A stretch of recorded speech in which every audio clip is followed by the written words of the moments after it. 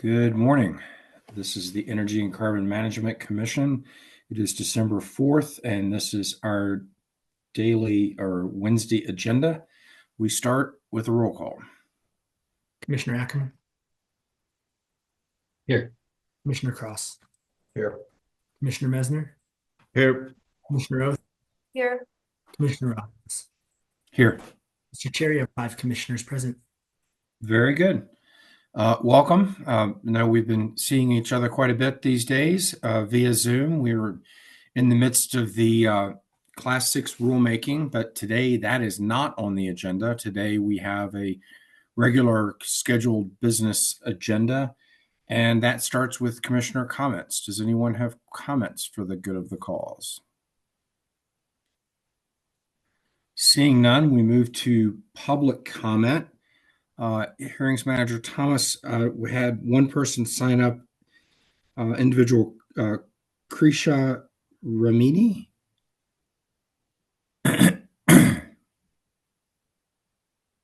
You're muted. We've elevated Krisha, so we're going to put the timer up and she can begin. Great. Hi, everyone. I'm Krisha Ramani. I'm an undergraduate actually at Yale University, so I'm studying politics and economics, but I'm really excited to be on today because a team of us actually over at Yale is participating in the U.S. Department of Energy's geothermal collegiate case competition on the policy track. And the competition basically invites teams from collegiate institutions to develop real world geothermal solutions and gain experience in renewables specifically. So our team over the last couple of months have researched and proposed a potential geothermal energy solution for counties in the country. And we actually are really excited about the prospect of getting involved with Weld County, not in any capacity of installing a geothermal system, but just speaking with stakeholders and ideally the county commissioners about a research proposal for this collegiate case competition. So we just wanted to hop on and kind of introduce ourselves to you guys. And I'll probably put my email in the chat if there's anyone that's on in terms of a town hall and on the webinar that would like to reach out. But we'd love to continue talking with the commission about our research proposal. Fantastic. Great to meet you and glad you were able to join us this morning. Definitely put your email in the chat, and we may have a subject matter expert or two on our staff reach out and continue the relationship. That would be fantastic. Thank you so much. And a couple of us are on just listening because we have class, but I was able to hop on. So thank you so much. Yeah, absolutely. We recently passed our geothermal regulations. We're excited for the potential in the state of Colorado. So excited to hear the Department of Energy is sponsoring this program and that you are involved in it. Yeah, we're really excited too. And we'll probably reach out to you guys too as well. Great. Great. Thank you so much. All right. We will talk soon. If someone can capture that email in the chat, that would be great. All right. We move to consent agenda. Does anyone have questions with regard to consent?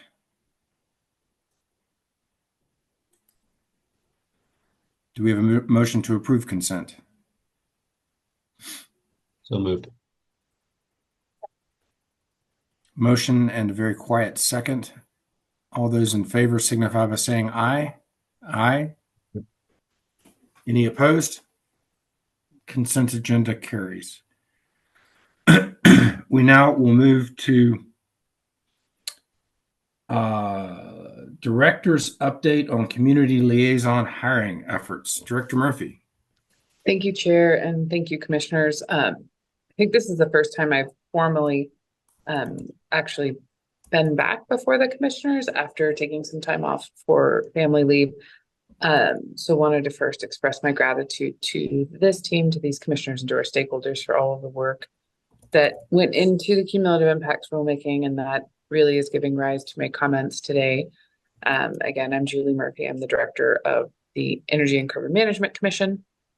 So a quick update on the cumulative impacts rulemaking. The rules do go into effect very soon. I think many of us are aware of that on the 15th of this month. And we're busy getting the administrative processes ready for that, for those rules turning on and making sure that we're prepared. And the rules specifically require that our staff begin providing monthly updates to the commission regarding community liaison recruitment until those positions are filled. And so this is a great thing to provide you all updates on. It'll be the first of hopefully 2, maybe 3.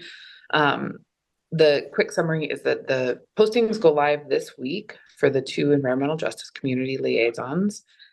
They will be posted for approximately 2 weeks, which we will follow up with interviews. We recognize the importance of this issue to Coloradans, to the legislature, and to you commissioners, so that they're a priority in terms of scheduling. And we're hopefully to have those positions through the interview process by the end of January. And then onboarding can be dependent, of course, on the candidate's schedule. But we hope, for sure Q1 is the goal, and maybe even sometime at the end of January or beginning of February. As you recall, the liaisons are geographically dispersed, one in the territory of the Front Range and one to cover the West Slope. And we hope that the West Slope liaison will also help support and the statewide tribal liaison, and our Front Range liaison will also serve the statewide Spanish language liaison. So these are 2 really critical positions that we've been working hard to make sure we scope correctly, and we've let scoping their roles follow the cumulative impacts rulemaking to help make sure that we get the right skill set to match the regulatory expectations. And in the interim, I recognize the rules go into effect soon, and we don't have them onboarded quite yet, but the community relations manager, Kristen Kemp, will cover the essential duties until they are hired. And we are working through that process again internally right now to make sure we are ready on the 15th. Our emerging community relations team, Kristen's growing the team and the responsibilities. We're developing an initial outreach plan to introduce the liaisons to the communities that they serve. And in that spring, we would like to, of course, have them come and introduce themselves to you and provide their own update. So I appreciate the time that we had today to update you all. We would plan on scheduling another one of these updates in early January, and happy to take any questions you all may have. Just one quick question, Director Murphy, and just to kind of clarify the record, the posting of the position was necessarily delayed as a result of trying to figure out what we did with cumulative impacts rulemaking and how we identified the positions. And so there was a necessary delay to sort of like incorporate that direction from commission into the posting. Just wanted to make sure I've got that right and make sure everybody's aware of that. Yeah, thank you for that clarification, Chair. I think it's an important thing to note, right? The cumulative impacts rulemaking, the conversation around it has really been evolving both through the legislature and our regulatory process. And we thought it was really important to make sure that these position descriptions match the rules that this commission ultimately adopted, sometime in October. And then the process to make sure that we crafted the right position description and get it reviewed and through the state process is important. And so we are ready to launch those, and they are able, as a result, to reflect the rules that you all adopted. So yes, I might have just gilded your lily, but bear with me. No, thank you so much. I just think that was an important clarification for all of our stakeholders to be aware of and understand that we're acting with all due haste, but also acting in accordance with direction from the commission on its enactment of its cumulative impact rules. Other questions for the director? Seeing none, thanks so much, Director Murphy. Great to see you back. Thank you. It's great to be back, Chair. All right. We will continue down our agenda. Next up is a staff update on the pipeline report for the state of Colorado, considerations for pipeline safety and siting study, and the subsurface injection regulation, program design and implementation considerations for the state of Colorado study. That is a mouthful, and Mike Rigby, our subject matter expert, will be able to clarify what all that meant. Thanks, Chair Robbins, and thanks for the time to give the update today. I will try to be pretty brief. There's a lot of content in these studies, but I don't plan to really walk through it all. But wanted to give an update. We had 2 statutorily directed studies due on December 1st. We released them on November 27th, just ahead of the holiday weekend. They can be found in our library on our website, and they're also in our newsfeed currently that has direct links to these. The first study, one of the 2 you mentioned, is pipeline safety and siting in Colorado. We collaborated with the Colorado Public Utilities Commission on this effort, as well as a contractor. We held extensive discussions across a large variety of stakeholders to help inform this report and build upon the research and analyses presented in the study. The report details jurisdictional authority over flow lines and pipelines, reviews incident data, evaluates other states' safety programs, and provides some recommendations and considerations for pipeline safety in Colorado. I really want to thank Elise Devine for leading this effort for the ECMC. Her work was really impressive, to say the least, and it's really appreciated. She really kind of corralled all this information and all the different stakeholding and research efforts in collaboration with the contractor. I also want to specifically thank the PUC for their active engagement and thoughtful input through this process. In particular, Casey Hensley and Charlie Shikani, pipeline safety program over there. They provided a lot of input and time refining the report and participating in the stakeholder process. The second study is a review of subsurface injection regulation and considerations for state implementation of a full primacy program in Colorado. For this study, we also conducted a thorough stakeholder process to help inform the considerations. This report reviews all of the injection well classes and well types and their associated regulations, specifically other classes that we currently don't regulate or are pursuing primacy. So classes 1, 3, 4, and 5 primarily. This report really goes into depth on all of these types of classes, the primacy process, and different regulatory strategy considerations for the state. For this study, I really want to thank Bridget Hunley, one of ECMC's research scientists. She did really excellent work on this report. She led the research, the writing, and the graphic design on this project, and it was really impressive work.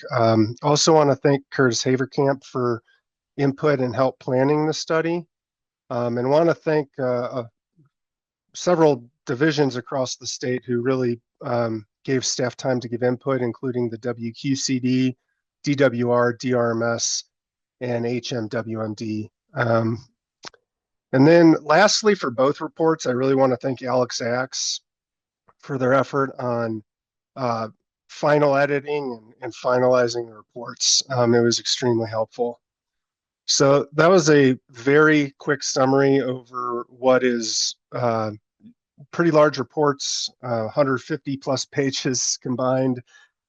So I would recommend looking into the reports, taking a glance and reading through. Happy to answer any related questions, and thanks again for the time today. Thank you very much, Mr. Rigby. I think we all look forward to diving into the reports. Given our business schedule, I don't believe anybody's had a chance to really dive into them yet, but we will. We know how to reach you if we have further questions. Let me look around. Does anyone have questions of Mr. Rigby on the dais today? Commissioner Cross. Thank you, Mr. Chair. No questions from me. I just want to echo my appreciation for the hard work done on this.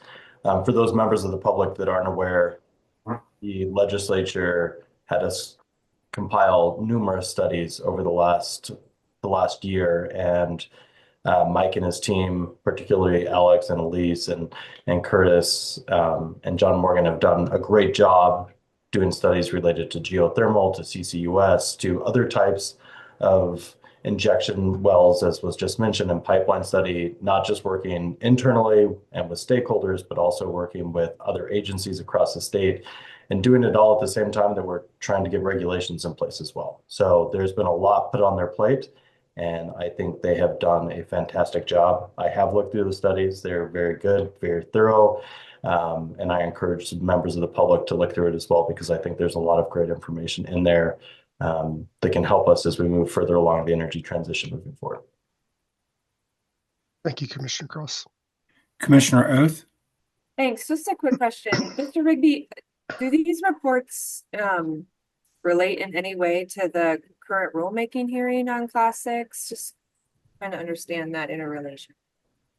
The subsurface injection regulation study, I wouldn't say is directly related, but it's in the genre.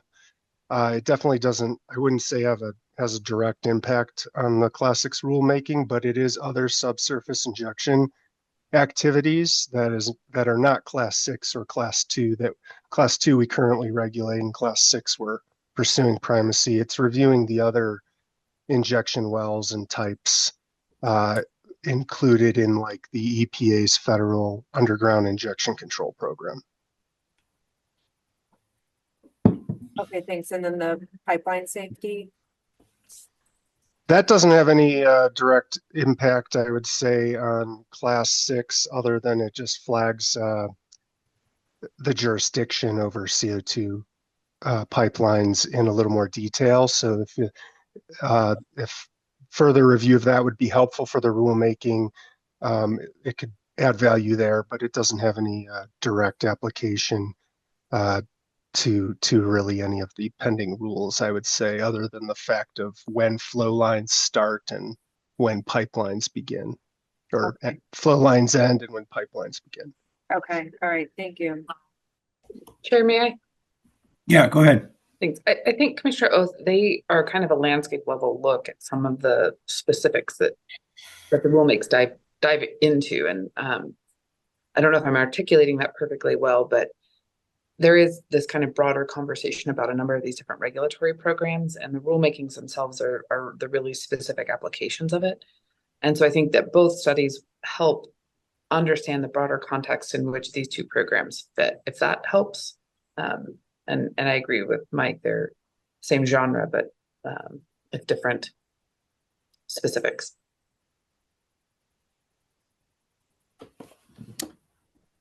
Further questions?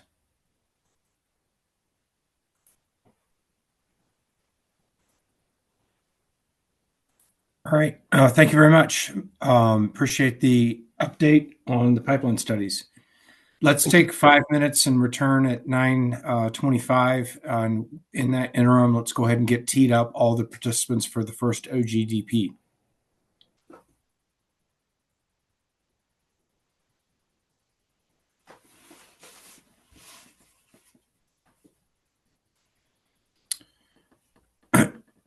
All right, welcome back. Energy and Carbon Management Commission, Wednesday, December 4th hearing. We now will take up docket 240700162, a proposed oil and gas development plan by the applicant Vecta Oil and Gas Company. I see we have Mr. Jewell and Kristen Knitzer as the attorneys, and I see a bunch of witnesses, which means I also need to recognize my Assistant Attorney General to do the swearing in of witnesses. Thank you very much, Mr. Chair, and good morning to the panelists. I'll just go one at a time and ask you each to unmute, raise your right hand, and state your name and that you swear to tell the truth. I'll begin with Mr. Untied. My name is William Untied. I do swear to tell the truth today. Thank you. Mr. Hanson. My name is Scott Hansen, and I swear to tell the truth today. Thank you. Mr. Goolsby.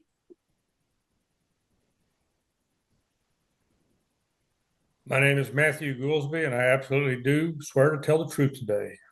Thank you. Ms. Brodsky. I'm Gwen Brodsky, and I swear to tell the truth. Thank you. And Ms. Netzer. My name is Kristen Netzer, and I swear to tell the truth. Thank you very much. Mr. Jewell, does that take care of all your witnesses? It does, Commissioner Robbins. Thank you very much. Thank you, All Ms. right. Mercer. Appreciate it. The floor is yours. All right. Good morning, Commissioners. Michael Jewell with Jewell Jimerson Natural Resources Law. Today, on behalf of Vecta Oil and Gas LTD, from Colorado's beautiful rolling Eastern Plain for this docket number 240700162. We're grateful for your time and consideration, especially as, once again, you managed to balance your time amidst the rulemakings. Vecta Oil and Gas might be a newer operator named to you, but is a limited partnership headquartered in Houston, Texas, but offices locally here in Lakewood, Colorado. Vecta is a registered operator in good standing. It's up to date on its financial assurances. It's also successfully operating conventional reservoirs in Montana and Wyoming, in addition to Colorado. And as you were just introduced briefly, I'm joined today by Vecta's chief presenting expert, Gwen Brodsky of AOTA Technical LLC. She serves as Vecta's regulatory consultant. We're also happy to have Vecta's technical experts available should questions arise afterwards. Mr. Bill Unteed for land, Scott Hansen for engineering, and Matt Goolsby for geology. And last but not least, my colleague Kristen Netzer is joining us as our legal and presentation assist today. And as always, we want to further thank specifically Ginger Malashowskis, who is our permitting specialist for ECMC, and the rest of your technical staff for their insights and feedback during this OGDP process, especially with this somewhat rarely explored formation on the Eastern Plains. The application saw just one amendment, but it's one I would characterize as collaborative given the rarity of the field and the naming conventions implied with the development. And to that end, I'm pleased to report the application received approval from Lincoln County on June 12, 2024. Vecta seeks approval pursuant to Rules 303 and 503 G1 of an approximate 81.05 acre OGDP for the development of one conventional vertical well location to the Spurgeon Formation and associated tank bed location. Vecta owns 100% of the fee leasehold developed from an 80-acre DSU application you saw attached to our application. The locations are to be located on a fee surface that's a single entity SUA that we have secured. And for the record, those surface locations are the Einspar 532 well pad. It's approximately 2.65 acres of surface disturbance located in the southwest of the northwest of Section 32, Township 6 South, Range 54 West of the 6th Principal Meridian in Lincoln County, Colorado. And likewise, the Einspar 532 tank pad you see just to the bottom southwest of the well pad there. Township 6 South, Range 54 West, 6th Principal Meridian in Lincoln County as well. This represents a total surface disturbance of about 3.7 acres, but that 2.65 acre well pad will downsize to just 0.34 acres. So that's just a mere 12.8% of the original disturbance. But overall, that's just a fraction of what you normally see in OGDPs. So my kind of overall analysis here is that this application represents a blend of responsible development techniques. Number one, it's a return to older, small footprints. It's a vertical drilling to a more traditional pool with over 90% of interim reclamation. It's easy access to locations chosen in tandem with the landowner. There's no hydraulic fracturing or stimulation. But secondly, it involves innovative approaches to associated impacts. And Gwen, whom I will hand off to in just a second, will discuss Vecta's avoidance, minimization, and mitigation techniques of associated impacts. And Vecta, as you will, I hopefully be pleased to hear, developed and implemented a comprehensive gas capture plan for this OGDP that's tailor-made for rural development projects such as this. And the pump jack will be electrified. So with that, I will hand this over to Gwen to discuss the public health, safety, welfare, and environmental mitigation efforts. Gwen? Thank you, Michael. I'll walk us through a brief explanation of the locations first. The Einspar setting, as you saw, is very rural and isolated rangeland. Vecta conducted a full environmental field survey in March 2024, looking at land uses, residences, water resources, wildlife, vegetation, and soil pits. The locations don't meet any criteria for alternative location analysis. The nearest house is over 4,000 feet southeast. There is no high priority habitat, and there is no immediately down gradient surface water. Now, Vecta has worked with the service owner, coordinating their development plans, their siting, and their timing. And as you heard, no public comments were received on this OGDP and no petitions were filed. Lincoln County doesn't regulate siting for oil and gas locations. Oil and gas development is used by right for areas zoned agricultural, but Lincoln County does have a one-page permit form. It lists the operator, the site name, the physical location and schedule, and Michael mentioned the county signed Vecta's form on June 12th, 2024. And on the next slide, just a bit about the pads themselves. As you heard, this is one conventional vertical well. It's approximately 8,400 feet deep, and the primary target is oil. There will be no hydraulic fracturing or stimulation or flowback, and after drilling, the well pad will be about 1/3 of an acre. The pump jack on the pad will use electric power from the grid, and all production equipment will be located on a tank pad near the county road. And this does a couple of things. First, it's at the landowner's request. It allows the well pad to be downsized so the reclaimed area can be returned to rangeland. And it also means that the road will have fewer truck trips. Then the tank pad will be less than 3/4 of an acre during production. It'll have a heater treater, 2 oil tanks, and 2 produced water tanks. The truck trips for offloading will be about 11 round trips per month, which will decrease over time. Now, on the next slide about BMPs, there are dozens of best management practices detailed in Vecta's Form 2.8 plans. This slide is limited to the highlights to protect air, water, soil, wildlife, and public welfare. We discussed these avoidance and minimization measures regarding distancing from residences, from high priority habitat, and from water, and then greatly minimizing traffic and disturbance. So what we'd like to do is focus in on the next slide on gas capture. There is potential for natural gas from the well. If there is natural gas in the well, it's expected to peak for 1 to 3 years and then to diminish. And Vecta anticipates this because of its own engineering volume estimates, but also because it's demonstrated by surrounding wells in this area. Those wells are actually importing gas to use to fuel their site equipment. Now, the nearest gas gathering system is owned by Colorado Interstate Gas. It's the Niobrara Lateral, and it's about 33 miles to the north. There's really no low impact and economical way to tie in to the Niobrara Lateral because of the county road rights of way and private easements to actually build a pipeline, the economics, and the short time frame it might be used. But Vecta isn't waiting to determine whether gas will be produced. Instead, Vecta designed for this contingency in 2 ways. First, the heater treater on the tank pad will need a fuel source for the burner system, and Vecta will route source gas for beneficial use as that fuel source. But second, Vecta layered on a contingency plan. If there is extra source gas for a period of time, Vecta would route it for beneficial use to fuel a natural gas generator on the tank pad, and then the generator would power digital mining computer equipment on the pad. And Vecta would control the generator and the digital mining computers. The equipment for this is already listed on the Form 2A. It's described in the Form 2A plans. It's shown on layout drawings. It's shown in process flow diagrams. Emissions were quantified on the Form 2B.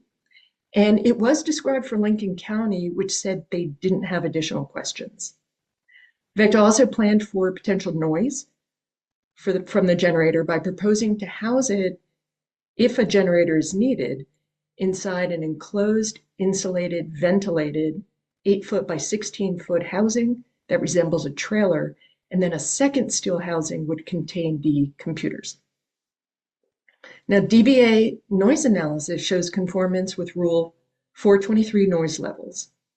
And the generator model itself would be a 6-cylinder spark ignition engine that can use either natural gas or propane.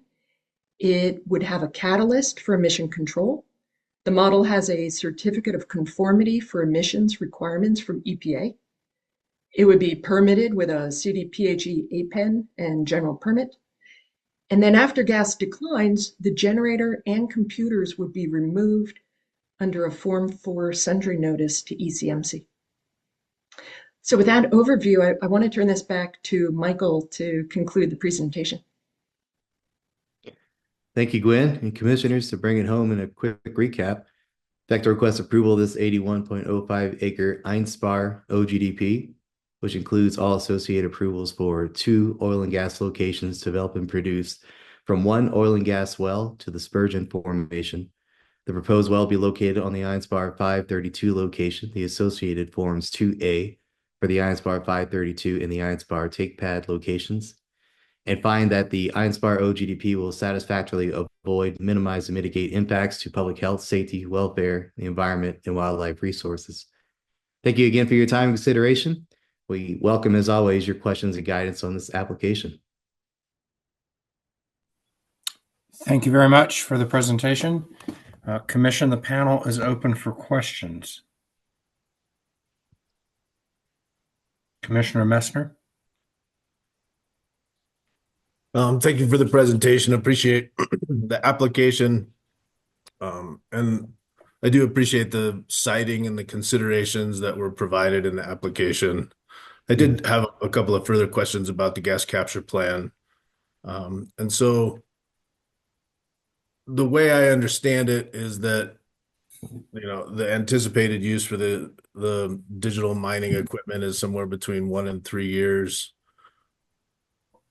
And I guess I'm learning today that that the generator that will power that digital mining equipment will also be able to be run off of propane. And I guess that was my question. So if there's not enough gas to be able to fully run the generator, you can supplement that with propane, or maybe help me understand that, because I don't think concern is a fair term, but I think I'd better understand if there's too much gas, what happens?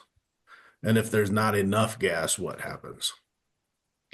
Thank you, Commissioner Messner. I think Ms. Brodsky is the expert on the gas capture plan. And I think the idea that it can run on propane is more of the utility of the engine itself and not necessarily of running for the benefit of capturing under that digital mining scheme, but I'll let her run with that. Yeah, thank you. I think there are 2 answers. From an environmental standpoint, it's a clean burning engine. So that is some of the value of it can run on natural gas or propane. And then in terms of its actual use, we might have Bill Untied give us some input on if there's insufficient gas. I think the plan, Bill, is the equipment is no longer needed.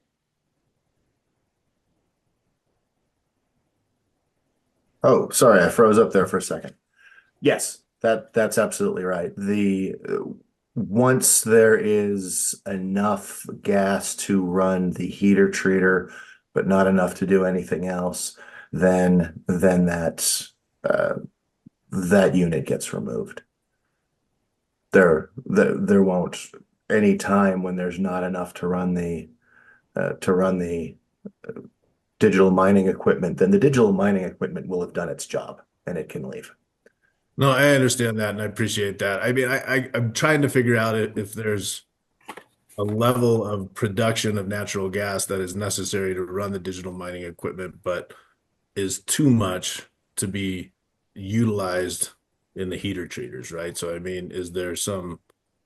Because I understand that the commitment is to not flare, and so I'm just making sure that the beneficial use doesn't get you in a bind where you would have to shut in those wells if there is too much gas to be able to utilize by the heater treater, but not quite enough gas to be able to be utilized by the generator powering the digital mining equipment. Does that make sense? It does make sense. And what happens then is it becomes fractional. During that, there will theoretically be that transition period. But what that means is that we will run that generator 12 hours a day or 8 hours a day or 4 hours a day or whatever it takes to get rid of the excess gas. Okay, that helps me understand that. That makes sense. Now, what if there's too much for one generator? Then we would need another another generator, but we have planned this for what we believe to be the maximum amount of gas. So it would be an enormous surprise to us if it was too much. Okay. And then my final, I guess, question or statement is just an understanding or an acknowledgement that if there was too much gas, that it may require the shutting in of the well until a new gas capture plan gets approved or a variance is sought. Is that understood? Yes, sir. Understood. Okay. Thank you for that. Thank you for the application. That's really, I'm trying to better understand the gas capture plan, because certainly not interested in permitting something that is going to cause the operator problems in the future because of trying to abide by the regulatory process. So thanks. Thank you, sir. Further questions for the panel?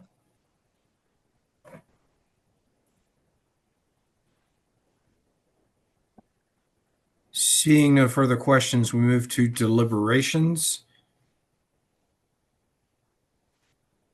Happy to kick off deliberations. I believe the application is approvable. Appreciate the points made within it. Appreciate the clarifications from Commissioner Messner on the gas capture plan. I do note in the director's recommendation that there was one COA involving, and that's a condition of approval, involving certain photographs that need to be placed into the file. So would move approval with the COA as recommended by staff. Second. Motion and a second. We now move to deliberation on the motion. Seeing no deliberation, we move to determining whether the motion is approved. All those in favor signify by saying aye. Aye. Any opposed? Motion carries. Thank you very much. Thank you, Mr. Chair. Thank you, commissioners. Appreciate your time. Thank you all very much. Let's take 5-ish and return at 9:50. And between now and then, let's set up the next OGDP panel. All right, we are back. The Energy and Carbon Management Commission, December 4th meeting. It is 9:50, and we are taking up the docket 231200381, a proposed oil and gas development plan on behalf of Noble Energy. Ms. Fulcher, recognize you're with us. Good morning. Do you want to make sure all your witnesses are elevated so that we can get them sworn in? Good morning, Chair. Good morning, Commissioners. It looks like we have everyone here. So if the Noble folks just want to appear on screen, go ahead and add your video, and then I'm sure the AAG will swear you in. And then, Chair, I didn't know if we had also had anyone from Weld County with us to speak first. Oh, right. I believe we're supposed to have Brett Kavanaugh with us. Mr. Kavanaugh, we'll go ahead and recognize you first. Go ahead. No, I appreciate it. Did you want me to kick it off? Yeah, go ahead and kick it off, and then we'll do swearing in of witnesses after you're done.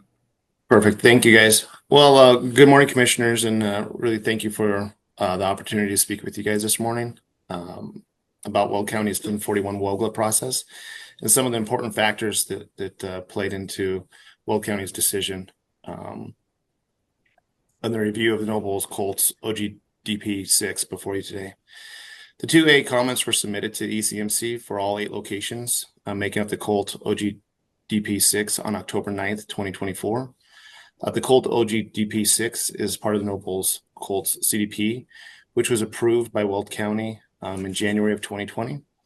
In Weld County's opinion, the CAPs and the CDPs are good planning tools. From the county's perspective, we're able to gain further insight into future development plans. We are able to consider the full development area when looking at cumulative impacts, infrastructure items. They also create a public record of full phase development, which helps prevent future land use conflicts.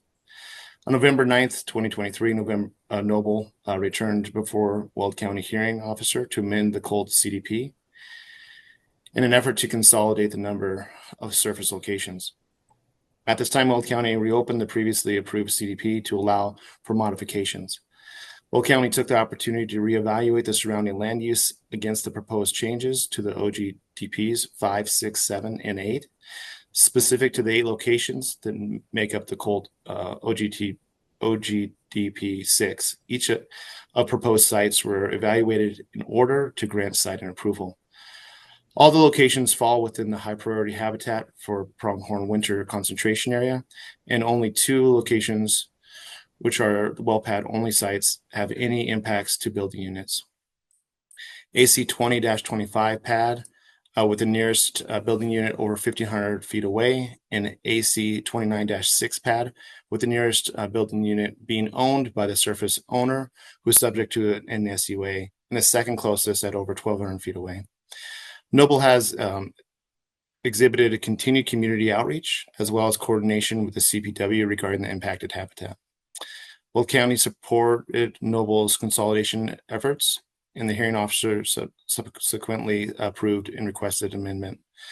Once the approval of CDP, along with the citing of the specific locations, has been approved through Will County, the operator will submit the site-specific 1041 WOGLA information detailing elements specific to that individual location. These are intentional submitted closer to the time of construction to avoid the need of multiple changes as technology advances. Construction of oil and gas location authorized by the CDP shall not commence until the OJED staff has issued a determination that, based on the site-specific information submitted, the proposed oil and gas location and site-specific BMPs are consistent with the information provided in the CDP application and complement with the requirements of Will County Code.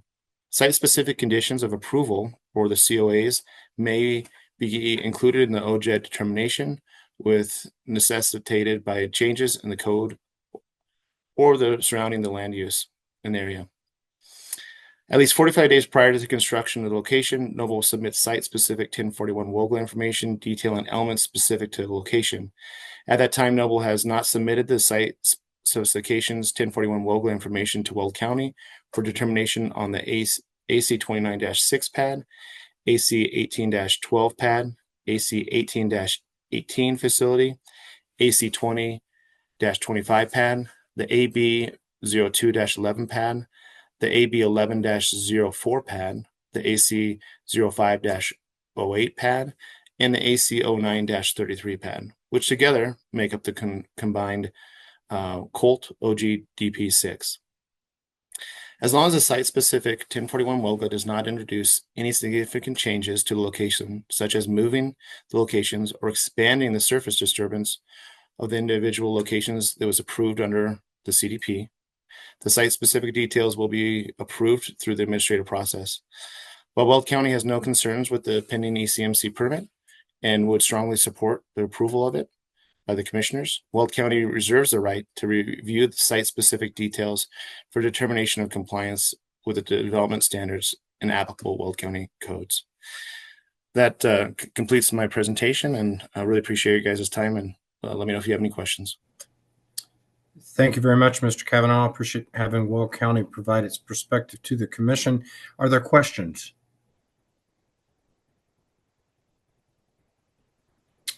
All right, seeing none, we will let you return to your regularly scheduled business. I believe we might see you in a bit later today. And with that, we would return to the swearing in of witnesses for Noble Energy.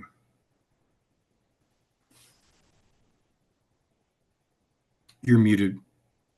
Thank you, Mr. Chair, and good morning to the panel. I will just go one at a time and ask you each to come off mute, raise your right hand, state your name, and that you swear to tell the truth. I will begin with Mr. Hefta.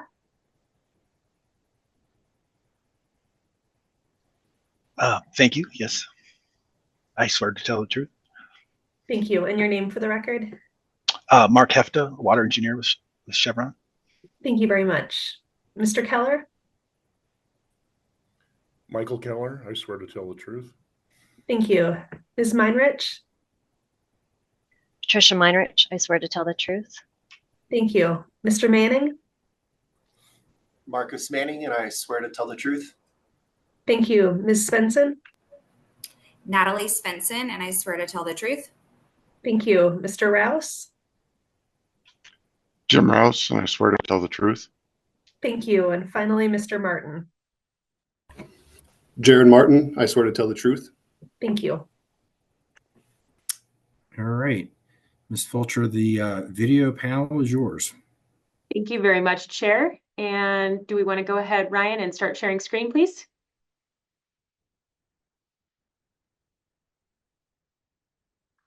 Wonderful. Well, good morning again, commissioners, ECMC staff, and members of the public. My name is Jill Fulcher. I'm a shareholder with Beatty and Wozniak, and with my colleague, Ryan McKee, we represent Noble Energy in docket 2312-00381, which is an application for approval of Oil and Gas Development Plan 6 in the Colt Comprehensive Drilling Plan. Joining me today to present are Patricia Meinerich, Jared Martin, Natalie Svensson, and Mike Keller of Noble Energy. And then as you could see, we also have other panelists and subject matter experts to answer any questions you may have following today's presentation. Let's move to the next slide, please, Ryan. This is a roadmap of our presentation here today. We do have a lot of information to cover, including an overview of Noble's consolidation and elimination efforts of various preliminarily approved locations, alternative location analysis, best management practices and mitigation measures, and an update on the implementation of the comprehensive wildlife plan that you heard about earlier this summer. Let's move to the next slide, please. And one more. Here we can see, once we get to that next one, there we go, the requested relief before you today. OGDP 6, which is adjacent to the recently approved OGDP 5, requests approval of an approximate 16,293 acre OGDP for the development and production of up to 150 new horizontal wells to be drilled from 7 well pads that you see listed here on your screen that will all tie in to a single production facility, being the AC 1818 facility. Following interim reclamation, the production facility and well pads will total approximately 43 acres in the 16,293 acre OGDP, representing just 0.002% of surface disturbance in this OGDP. Approval of the OGDP today will also yield the beneficial impact of accelerating removal of 13 legacy wells and 6 legacy facilities in the OGDP lands. That will result in 28.5 reclaimed acres being returned to the original surface state here. All 8 proposed locations are within high priority habitat, as you just heard, and 2 locations come within 2,000 feet of 1 or more residential building units. So alternative location analysis was conducted to verify the proposed locations were optimal for minimizing impacts to the public, environment, and wildlife, while also being able to access fully and efficiently the target minerals. As you'll hear from Mr. Martin, Noble analyzed a combined total of 43 alternate locations and concluded that there were not available alternate locations that better protected the public, environment, or wildlife that could also access target mineral development. Importantly, all of the proposed locations here today are outside of disproportionately impacted communities. The effects of the consolidation efforts that Noble undertook in 2022 and 2023 in the priority area 2, which you heard about a few weeks ago, cannot be overstated. By reorienting the subsurface wellbores and revising certain drilling units, Noble eliminated approximately 110 acres of surface disturbance over what was initially devised in the 2020 CDP. In addition to consolidation, Noble is planning a number of measures in OGDP 6 aimed to avoid, minimize, and mitigate impacts to the public, environment, and wildlife. Some of the highlights you will hear today include observing winter season wildlife timing stipulations for the AC 0508 pad, the AC 0933 pad, and the AC 1818 facility for all pre-production activities, and observing winter season timing stipulations for construction activities at the remaining 5 pads, which is supported by CPW. Another mitigation you'll hear about is utilizing sound walls on all pads, even those pads that are not within 2,000 feet of an RBU, greatly again reducing and minimizing impacts to wildlife.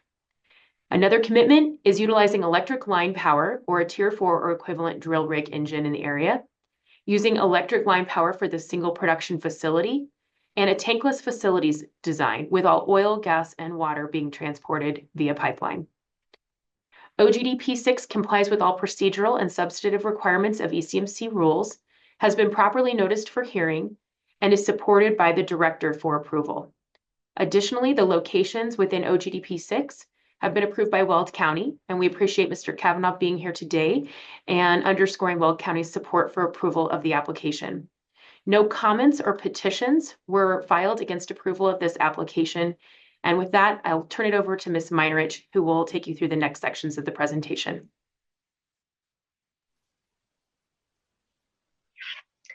Thank you, Jill, and thank you, commissioners, for your time. My name is Patricia Meinrich.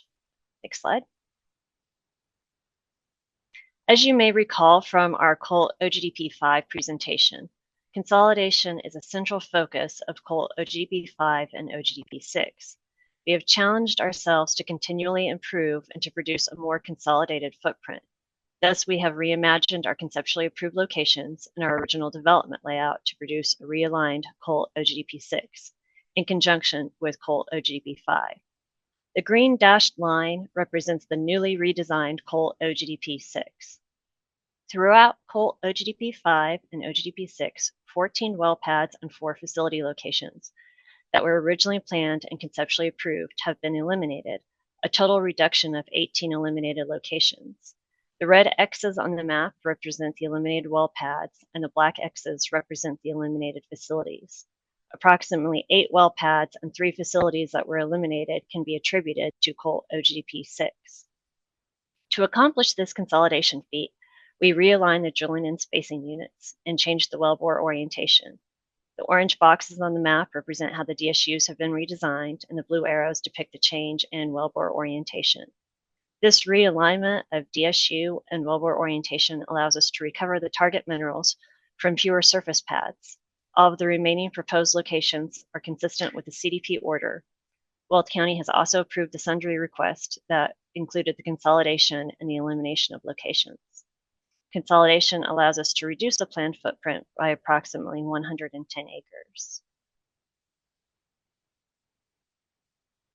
With the framework of consolidation and the realignment of wellbores and DSUs, we can now look at COLT OGDP 6. Next slide. COLT OGDP 6 represents years of planning and continuous improvement as demonstrated through our consolidation efforts to deliver an OGDP that will develop 16,293.1 acres and 150 horizontal wells from 7 well pads and 1 production facility. COLT OGDP 6 will feature the latest tankless facility design, as well as oil, gas, and water pipeline takeaway, which will eliminate truck hauling. As COLT OGDP 6 is located within high priority habitat for pronghorn and mule deer, Noble has had multiple consultations with CPW about mitigations and operational timing that is protective of wildlife and habitats. COLT OGDP 6 is located within Weld County and is part of our larger comprehensive wildlife plan efforts to implement additional mitigation measures for the improvement of wildlife and habitat. Due to our consolidation efforts, Noble has realigned the wellbore orientation and DSUs. Within COLT OGDP 6, we plan 13 DSUs, which we are asking to amend to reduce setbacks for the treated intervals. We are also requesting to amend the lands in 2 DSUs to accommodate the wellbore reorientation. Amending the DSUs allows Noble to adjust the wellbore orientations and recover the target minerals from fewer well pads than initially planned. Noble owns and/or has secured the consent of more than 45% leasehold throughout the DSUs. The timeline shown here highlights some of the key milestones along the COLT CDP journey. Planning the COLT CDP started in February of 2019 with CDP approval in 2020. Priority Area 1, being COLT OGDPs 1 through 4, was approved in 2022. Consolidation work for Priority Area 2, COLT OGDPs 5 and 6 also began in 2022.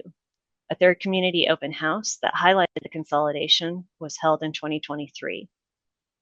Priority Area 1 construction began in August of 2023 and drilling began in December of 2023. Priority Area 2 was submitted at the end of 2023. COLT OGDP 6 reached completeness in August of 2024. And as you recall, COLT OGDP 5 was approved in October of this year. Throughout the 5 years of the Colt CDP planning process, Noble has continuously engaged in ongoing consultation with residents, agencies, and local government. Since the filing of the Colt OGDP 6 application, Noble has advanced the anticipated operational schedule to begin in the third quarter of 2026. The accelerated schedule, as shown in the table here, was communicated to stakeholders as part of the Rule 303E Notice of Completeness Determination. I will now turn the presentation over to my colleague, Jared Martin, to discuss siting and alternative location analysis. Thank you, Patricia, and good morning, commissioners. My name is Jared Martin, land representative at Chevron. I'd like to dive into the surface location highlights specific to OGP 6. Next slide. On this slide, I'll go over common characteristics of the 8 proposed locations. Through its review, Weld County indicated that these 8 locations to be its preferred and the least potentially impactful to develop this OGDP, and has granted approval for the WOGLA CDP for all 8 locations. Noble has obtained surface use agreements for all 8 of the locations. All 8 of the locations are outside any designated DIC. All 8 of the locations were preliminarily approved by the ECMC under the Wells Ranch CDP in March of 2020. There has been no land use changes to these locations since the approval of the CDP. 4 of the 8 locations are currently within CRP designation. During Noble's discussion with these landowners regarding the siting of the proposed locations within CRP lands, Noble spoke with the landowners about the impact of using CRP lands for oil and gas development and the required CRP removal process the surface owners would need to undertake with the Farm Service Agency. The surface owners understand and support that they'll need to contact the FSA to make any necessary repayments. The last highlight I'll note in regard to these 8 locations within OGP 6 is that all 8 locations are over 1 mile from any schools, child care centers, designated outdoor activity areas, as well as any public or surface water supply areas. Next slide. As with all of Noble's surface locations, when conducting our site selection or ALA process, Noble considers the following: consolidation of pads and/or facilities when applicable, the site's proximity to building units, operational feasibility, which means does the location meet the standards of our site-by-site risk assessment for development, and does the location require any additional pad and/or facility location to develop the target minerals? Potential impacts to known future and land use, meaning will this site have negative impacts on known future development if there are any pending development plans in the area? And if this site is being planned on lands that are intended for long-term farming operations, will the surface owner and/or tenant farmer be negatively impacted? Proximity to cultural features, environmental concerns such as the presence of wildlife corridors, raptor or eagle nests, prairie dogs, burrowing owls, wetlands, floodplains, designated surface water, and much more. Access to location. Does Noble believe we can construct or utilize an existing access that is safe with minimal impacts not only to the surface owner, but the surrounding community as well? Surface owner negotiations. Noble strives to be a partner with our landowners and stakeholders, and these proposed locations must be locations that not only work for Noble, but work for the surface owner as well. In geology, does the subsurface structure formation complement the surface location and allow for the safe, effective, and efficient development of the target hydrocarbons? These are just some of the many factors Noble examines when selecting both its proposed sites as well as those sites it uses when conducting its alternative location analysis. As mentioned, through our analysts, we evaluated 43 locations and eliminated 18 planned and conceptually approved oil and gas locations across OGPs 5 and 6 in an effort to continually improve and reduce impacts. The red locations you see on the map were eliminated through the robust consolidation effort our team underwent over the last 3 years.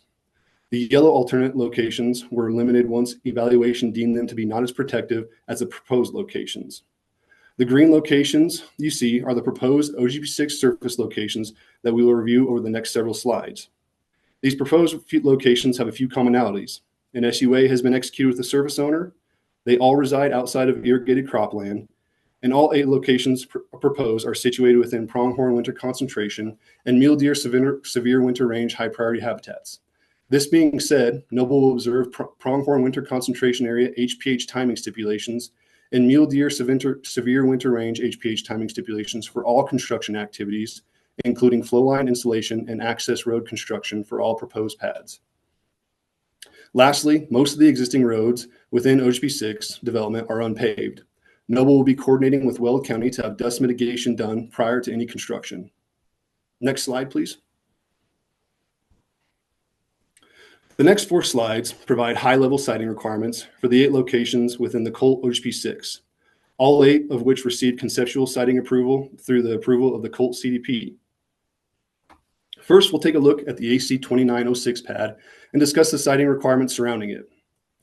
The AC 2906 pad location has 3 RBUs within 2,000 feet, the closest one being 752 feet to the northwest. This closest RBU is occupied by the surface owner who signed the surface use agreement for the AC 2906 pad and is supportive of the location and our operations. Through our numerous in-person meetings and consultations with this service owner, no issues or concerns were raised about the proximity of the pad to the RBU. Each of these RBU owners have received and will continue to receive extensive outreach from Noble concerning our current and future operations.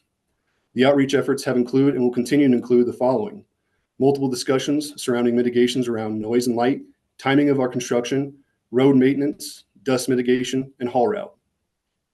Next slide. We'll now take a look at the AC 20-25 pad and the siting requirements surrounding it.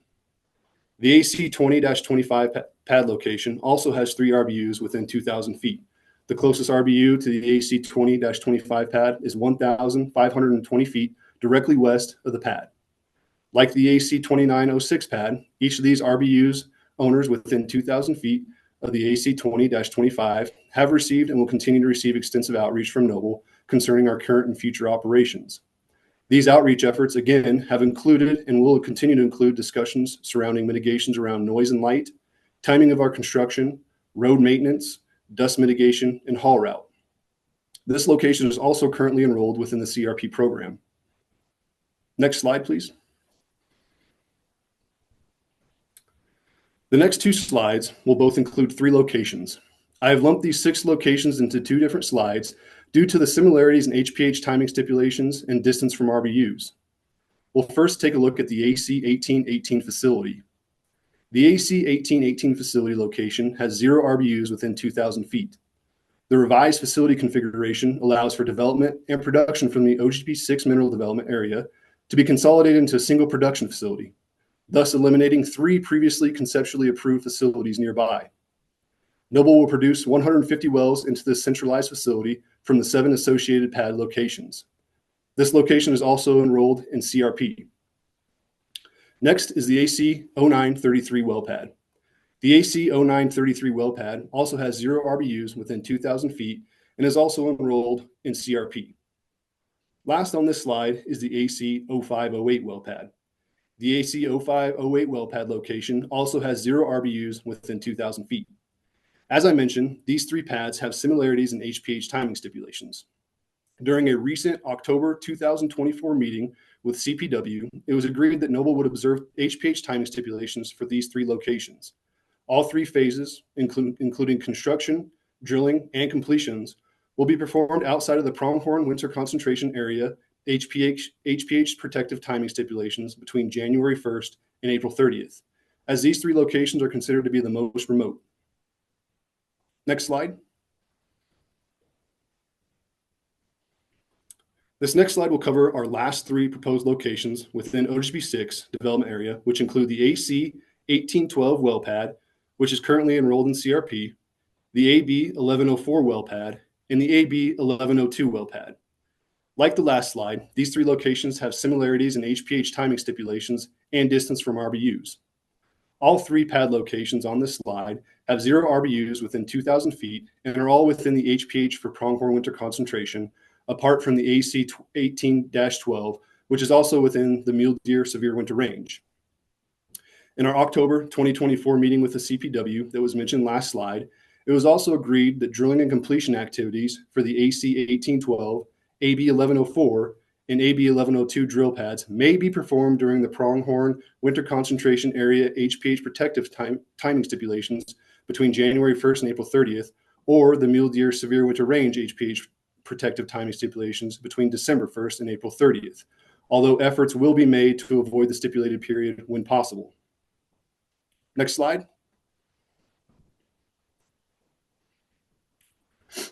In 2022, we undertook the complex project of reorientating our DSUs, consolidating pad locations, and reworking permit packages.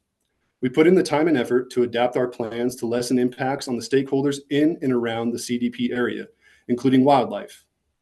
For Colt OGDPs 5 and 6, we eliminated nearly 110 acres of proposed surface disturbance by reducing the number of potential pad and facility locations initially planned for the development of the target minerals located in these rural high priority habitat areas. In addition to these consolidation efforts, Noble also undertook an exhaustive alternative location analysis. Our service land team evaluated numerous potential locations, and we eliminated sites that fell into one of the three designations shown on this slide: operational feasibility, proximity to RBUs, and landowner preference. Locations are categorized as not operationally feasible if their geographical locations creates the need for an additional pad and/or facility to develop the target minerals, which in this area would cause additional unnecessary disturbance to receptors. We preferred an operational corridor approach that utilized one consolidated production facility, so alternate locations that would cause a need for an additional pad or production facility location were quickly ruled out for lack of feasibility. Many alternate locations were eliminated due to the number of homes nearby or proximity thereto. Along with the number of homes near the alternate locations, we had to be very mindful of the residents along with the haul routes implicated by the reviewed locations as well. As mentioned, this area has many unpaved roads, and Noble intentionally planned the proposed locations within OGP 6 to utilize paved roads whenever possible. The last bucket that many of these alternate locations fell into was landowner preference. These identified alternative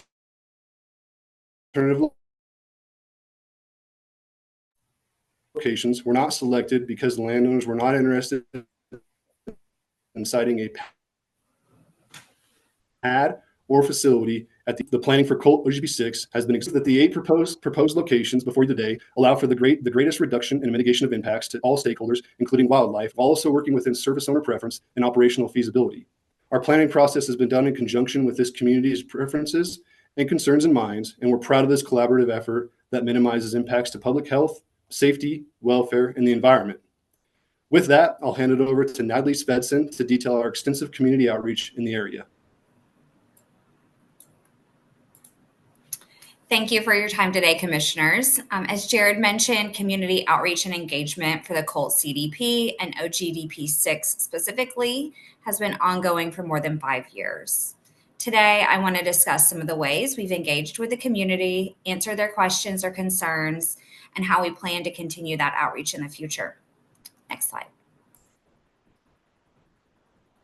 First, I'd like to take a minute to touch on our robust community outreach for the Colt CDP that included the 8 sites in OGDP 6. We're proud to have established open lines of communication with residents and within and adjacent to the CDP, and we understand that our engagement efforts should not stop today.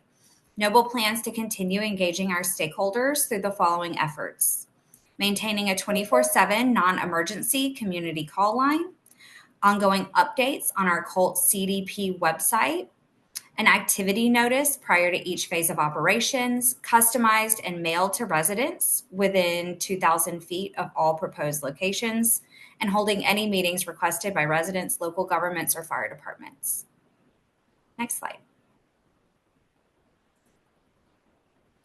During the past 5 years, Noble has engaged stakeholders within the CDP and along our haul routes through direct outreach, including notice letters, open house invitations, phone calls, and in-person meetings. For the 6 residences within 2,000 feet of OGDP 6, they've had at least 6 individual touch points during the life of this project. All homeowners and property owners within the CDP boundary were invited to each of our 3 open houses that were held between 2019 and 2023. We did have excellent participation in those meetings with over 250 stakeholders between the 3 meetings. A permitting update postcard was sent in December 2023 to everyone within 2,000 feet of OGDP 6 regarding the Colt CDP approval and subsequent OGDP filings.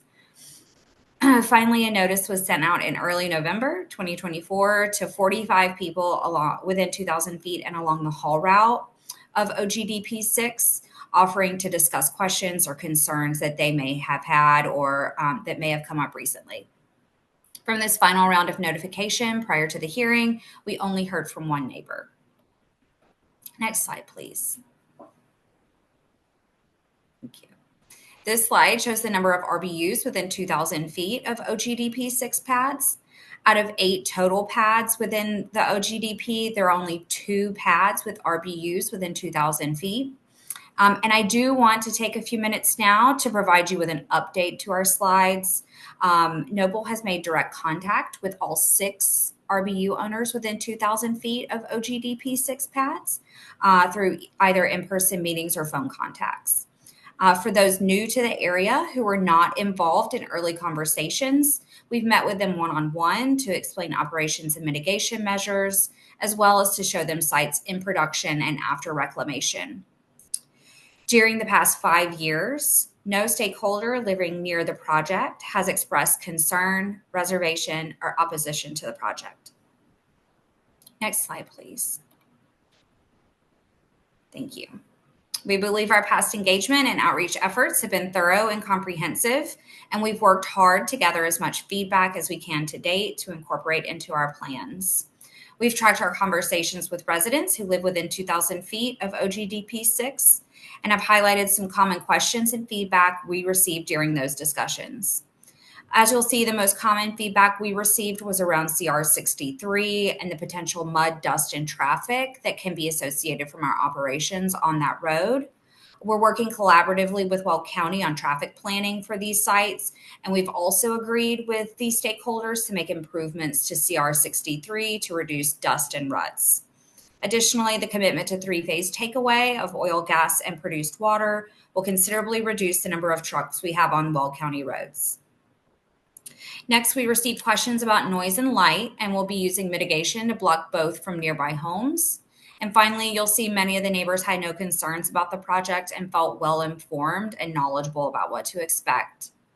We're continuing to work closely with these closest stakeholders to ensure that they're well aware of our future timelines. Next slide, please. Thank you. Next, I'll be moving on to our engagement and permitting with the relevant local government for the Colt CDP. Next slide. Thank you. Weld County is the relevant local government for this project, and there are no proximate local governments to the Colt OGDP 6. On December 12th, 2019, Weld County approved the comprehensive WOGLA and locations within the Colt CDP. On November 9th, 2023, Weld County approved the sundry request to change the name from Wells Ranch to Colt, as well as to consolidate many of our locations. Finally, supplemental WOGLAs will be submitted for each location closer to construction operations. And with that, I'll hand it over to Michael Keller to detail our wildlife mitigation plan. Thank you, Natalie. And as always, thank you to the Commission. My name is Michael Keller. I'm an environmental specialist supporting Noble's Colorado development areas. The following slides are presented to summarize the overall wildlife and environmental situation for the OGDP 6 application, and to the Commission will appear somewhat similar to our recent OGDP 5 presentation and hearing back in October. Next slide, please. Big game high priority habitat continues to be prevalent in the OGDP 6 project area, and it's really not possible to avoid the habitat while effectively developing the OGDP and the DSU orientation associated with the project. The division between pronghorn winter concentration area, high priority habitat to the north, and mule deer severe winter range, high priority habitat to the south, is highlighted in teal on this figure. And pronghorn HPH extends to the south so that the 2 border locations, the AC 18-12 and the AC 29-06 drill pads, are located in both habitats. As heard in previous testimony, and I think it's worth reiterating, a significant consolidation effort was enacted by Noble, which eliminated 18 pad and facility locations from the combined OGDP 5 and OGDP 6. Reducing the original plan footprint by 110 acres. And also, the 8 proposed OGDP 6 pads were part of the original comprehensive drilling plan approved and received preliminary siting approval under the CDP. This has also been mentioned, but I'd like to highlight several operational efforts to minimize impacts and emissions associated with this project. The OGDP was reconfigured to gather all 7 well pads to a single production facility. The project will provide pipeline infrastructure for our all oil, gas, and water takeaway, eliminating haul truck traffic emissions. The project facility will be tankless with bulk test separation, where multiple wells report to a smaller subset of shared separation units, again, significantly reducing facility emissions. Final consultation with Colorado Parks and Wildlife and ECMC staff occurred in late October of 2024. CPW provided final wildlife mitigation plan approval and confirmed that mule deer, severe winter range, high priority habitat timing stipulations between December 1st and April 30th will be applicable to the AC 18-12 and the AC 29-06 well pads. Again, both lying within both habitats and on the border of each. The remaining pads will lie within pronghorn timing stipulations between January 1st and April 30th. And again, as always, Noble is extremely appreciative to Colorado Parks and Wildlife and their staff for the consistent engagement and guidance we get throughout these OGDP applications inside high priority habitat. Next slide, please. So continuing and specific to the OGDP 6 application and Colorado Parks and Wildlife consultation, Noble will be paying direct impact compensatory mitigation fees for all 8 proposed locations. Colorado Parks and Wildlife confirmed that indirect impact mitigation fees will be applicable to all pads except for the AB11-04 and the AB02-11 pads in the northwest corner of the project, where oil and gas location concentrations are greater than 5 per square mile. Wildlife mitigation plans were submitted for each pad, and again, Colorado Parks and Wildlife approved these plans on October 24th. Further, a professional wetland scientist performed a comprehensive field survey of each pad location and provided a robust aquatic resource inventory report for each. From these reports, it was determined that flow line installation and access road construction for the AC 09-33 pad will cross Coal Creek, which has been determined to be an aquatic native species conservation waters high priority habitat. Per 1202C2C consultation with CPW, the flow line will be bored under Coal Creek with bore and exit points greater than 150 feet from the ordinary high water mark of Coal Creek. The access road will use and improve an existing road crossing over Coal Creek. Again, per 1202C2C consultation with CPW, the existing culvert at the crossing is determined inadequate and will be replaced with a box culvert, and appropriate stormwater protection BMPs will be utilized to protect the ephemeral drainage. A 1202A3 waiver for chemical storage within 500 feet of an aquatic resource was determined necessary for the AC 29-06 well pad and was approved by Colorado Parks and Wildlife in December of 2023. Next slide, please. So just to touch on our Colorado Parks and Wildlife consultation, at Noble's final consultation effort on October 24th of 2024, CPW and Noble discussed and agreed to the following mitigation efforts for this project. Construction activities will be performed outside of the pronghorn protective timing stipulations between May 1st and December 30th for 6 of the proposed pad locations. Construction activities will be performed outside of the mule deer protective timing stipulations between May 1st and November 30th for the AC 29-06 and the AC 18-12 well pads.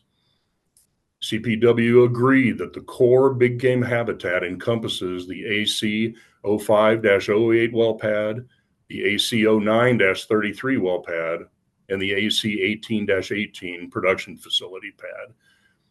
These locations were determined to be the most remote, have longer flow line and access road requirements, and should observe pronghorn protective timing stipulations for all development phases, including construction, drilling, and well completion activities.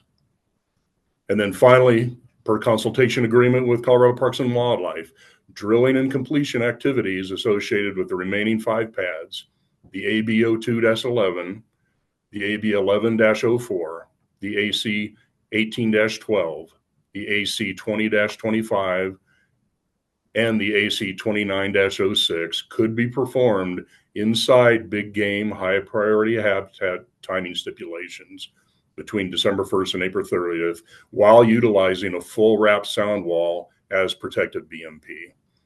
And throughout consultation with Colorado Parks and Wildlife, they were aware of the potential constraint and impact of the combined restrictions of the non-attainment ozone season between May 1st and September 30th, and big game HPH timing restrictions and the impacts that could have on Noble and the residents in the area.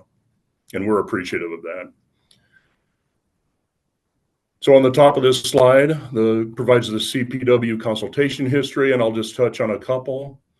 In October of 2019, Colorado Parks and Wildlife provided supportive comments to ECMC as part of the COLT Comprehensive Drilling Plan approval process. Jumping to late February of 2024, Noble hosted Colorado Parks and Wildlife and ECMC staff for a field review of all locations associated with the OGDP 5 and OGDP 6 development areas. And then, as mentioned, in October of this year, Colorado Parks and Wildlife provided final wildlife mitigation plan approval during that final consultation effort. Next slide, please. So this last slide just provides an overall summary of committed BMPs for the project. I won't discuss all of them. I'll just touch on a few, including the use of Colorado Parks and Wildlife recommended big game seed mix, obviously with the approval of the landowner, utilization of big game friendly fencing where fencing is determined necessary, and again, the use of a full wrap sound wall for all pads. That concludes my testimony, and I will hand it over to Patricia Meinerich, who starts off with some exciting updates on advancements associated with our comprehensive wildlife plan. Thank you. Thank you, Mike. As presented in greater detail to this commission in July and highlighted in October, in addition to the impact fees and compensatory mitigation pursuant to the rules, we are also undertaking the comprehensive wildlife plan that covers Weld County, including the Colt CDP area. Comprehensive wildlife plan seeks to go beyond the traditional mitigation hierarchy of avoid, minimize, and mitigate to add improve. To enable us to improve wildlife and habitat, we are applying a comprehensive strategy that looks at large-scale planning, utilizing science-based data to identify focused areas for mitigations and improvements, and to inform enhancement measures that will provide meaningful benefits to wildlife and habitat. The Comprehensive Wildlife Plan is comprised of a toolbox of programs, ranging from a coloring program of pronghorn and mule deer to ascertain migration and habitat interaction data, supporting a public database of habitat indicators, focusing on native seed development, utilizing habitat restoration and enhancement practices, defragmenting habitat through a robust plugging and reclamation program, establishing offsets through conservation easements, BMPs tailored to pronghorn and mule deer, and leveraging external expertise. This is not a compensatory mitigation project pursuant to the rules. This project is in addition to our direct and indirect impact mitigation fees. I wanted to highlight real results that can be achieved with our habitat defragmentation program that focuses on plugging and reclaiming existing legacy wells and facilities. The maps zoom into the areas in and around our Colt CDP.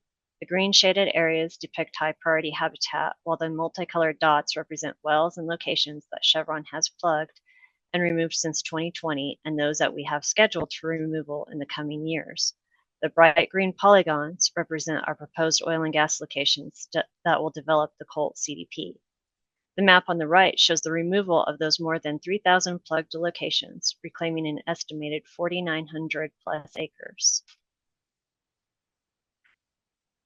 In another real-world application of the Comprehensive Wildlife Plan programs, the firestorm maps on the left represent utilization distributions depicting areas of use and probability of use within those areas for collared pronghorn during the winter, spring, and summer seasons of 2024. The lighter yellow and orange colors represent areas with more GPS locations, indicating a higher intensity of use and therefore probability of use, while the darker purple and black colors represent areas with fewer GPS locations and a lower probability of use. Although we don't have a full year of data, as you can see from winter to spring to summer, the intensity of lighter color varies, but the northeastern corner of the COLT CDP sees the most usage. The three circled locations, the AC 0508 pad, the AC 0933 pad, and the AC 1818 facility, are the most impacted by the lighter use colors. At these three locations, Noble has agreed to observe winter pronghorn concentration timing stipulations for all construction, drilling, and completion activities. This is an example of utilizing science-based data to inform our planning and development decisions. As we continue to expand the implementation of our comprehensive wildlife plan programs, we are working with organizations like EcoPoint to collect native seeds in the Weld County area. These next two slides preview our native seed collection dashboard, which provides collection location data, pictures of each species collected, and information about each gathered species. Information such as the number of plants collected, the date when they are collected, how ripe the collected species are at the time of collection, reproductive stage of the species at the time of gathering, the sample area for each plant collection, the harvest method, such as hand-stripped, sickle, racket, and hopper, field comments about quality and viability, and the storage of seeds. Here you can see the collection summary of the seed collection dashboard, providing a quick breakdown with pictures of the native plant species that are targeted for collection throughout this process. To complement our minimization and mitigation efforts for wildlife, COLT OGDP 6 also includes efforts to minimize and mitigate impacts to air quality. Next slide. On October 3rd, 2024, Noble met with CDPHE and ECMC for the COLT OGDP 6 CDPHE consultation. None of the proposed COLT OGDP 6 locations are sited within a disproportionately impacted community, and each location has an Enviro screen score of 26.7. Noble agreed with the CDPHE listed BMPs that includes ozone mitigations on forecasted high ozone days. These mitigations include minimizing vehicle idling, reducing truck traffic, and postponing vehicle refueling. Design features of OGDP 6, as with the larger COLT CDP, incorporate a number of best management practices to protect the public health, safety, welfare, environment, and wildlife. Many of the BMPs related to air quality are also part of the commitments made through the CDPHE consultation. To avoid and minimize impacts related to odor and air quality for COLT OGDP 6, we intend to use electric line power for the drilling rig and to comply with CDPHE BMP's director's recommended COAs, and we will also electrify the facility. We will use pipeline infrastructure for oil, gas, and water takeaway, thereby eliminating truck hauling. COLT OGDP 6 will also feature a tankless facility design, Type 3 drilling fluid, and an advanced flowback design resulting in zero uncontrolled emissions. All locations will include a continuous air monitoring program that is in accordance with the approved air quality monitoring plan from CDPHE. The images on the right show an example of view sensor data collected by the continuous air monitor. To avoid and minimize impacts from light and noise, well pad locations will feature sound walls during pre-production activities. Lighting will be directed inward and downward. No permanent lighting on well pads, and sound impact analysis will be conducted to produce sound models. The picture to the right demonstrates how lighting is contained within the sound walls. The images on the next couple of slides provide a visual representation of the differences in noise levels between an unmitigated site and a mitigated site. The image on the left models a location without mitigations during drilling operations. The The image on the right models a location that utilizes sound walls to mitigate noise impacts. As you can see from the color coding, noise levels just outside of a mitigated location with sound walls is comparable to a conversation. Similar to the previous slide, the images here represent an unmitigated location and a sound wall mitigated location during fracturing. The image on the right models the mitigated quiet fracturing operations that are once again comparable to a conversation. To avoid and minimize impacts to water and land, Coal OGDP 6 will incorporate a tankless facility, SCADA equipment for a rapid shutdown, segregated and stockpiled topsoil retained for reseeding, and erosion and sedimentation controls. The image on the right depicts a modern tankless facility layout with bulk and test separation. To summarize our efforts to avoid impacts from coal OGDP 6, we are outside of 2,000 feet from schools, childcare, and HOBUs. We are outside of DICs. We will eliminate emission sources due to our tankless design and pipeline takeaway. Our minimization efforts include the installation of sound walls on drill paths for drilling and completion activities, using an electrified drill rig with Tier 4 or Tier 2 nat gas equivalent, electrifying the centralized production facility, utilizing a quiet frac fleet and Group 3 drilling mud, conducting regular inspections and monitoring, using switches, timers, and motion sensors, and having remote shut-in capabilities. Our mitigation efforts will include the plugging and reclaiming of 19 legacy well and facility locations, and we will pay the applicable direct and indirect wildlife mitigation fees. We have received a commissioner question as to a community outreach plan and the level of community outreach for coal OGDP 6. As the director's recommendation noticed, we are not required to submit a community outreach plan. However, as part of our best management practices, we have engaged in considerable community outreach as noticed by Natalie. We have held 3 separate community open houses for the Colt CDP.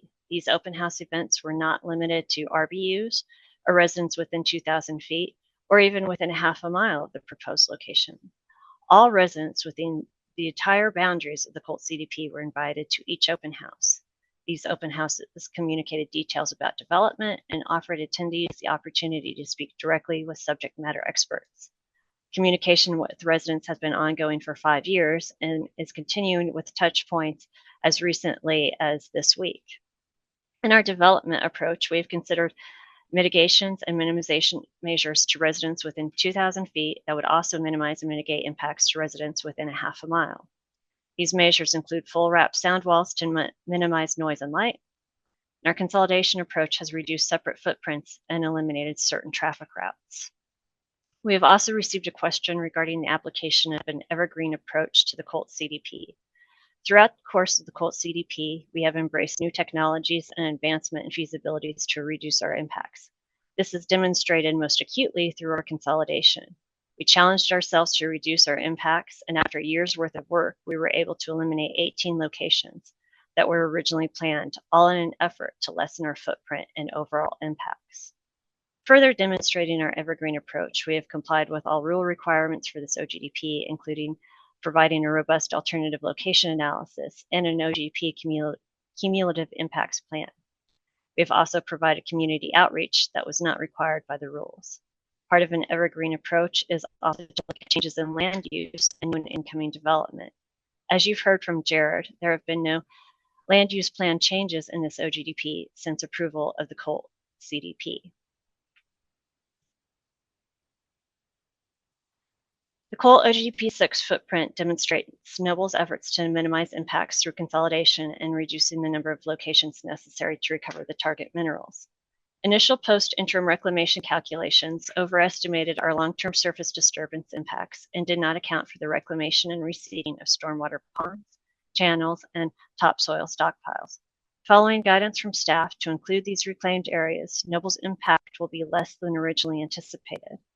Although Noble's impact is less, Noble is not requesting that the impact fees committed to with CPW be redetermined.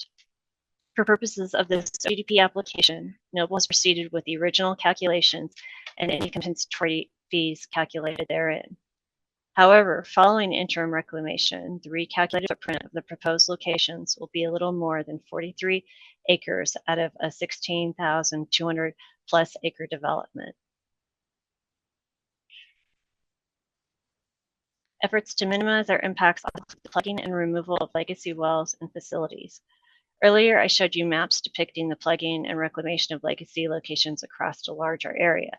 Here, I will focus on legacy well removal within Coal OGDP 6. The image on the left depicts legacy Noble operated well locations scheduled for removal as part of the Coal OGDP 6 development. As you can see from the red halos representing 2,000-foot buffers around locations and the yellow dots representing RBUs, many of the existing legacy wells are within 2,000 feet of RBUs and are within high priority habitat, shaded in green. The image on the right depicts Coal OGDP 6 after the plugging and removal of the legacy Noble locations. Approximately 28.5 acres will be reclaimed through the development of Coal OGDP 6. Once again, proposed locations and development of Coal OGDP 6 will result in a little more than 43 acres following interim reclamation out of 16,200 plus acre development area. Thank you for your time. I will now turn the presentation back to Jill Fulcher of Bating Wozniak for the conclusion and requested relief. Thank you, Patricia, and thank you, commissioners. Let's go to the next slide.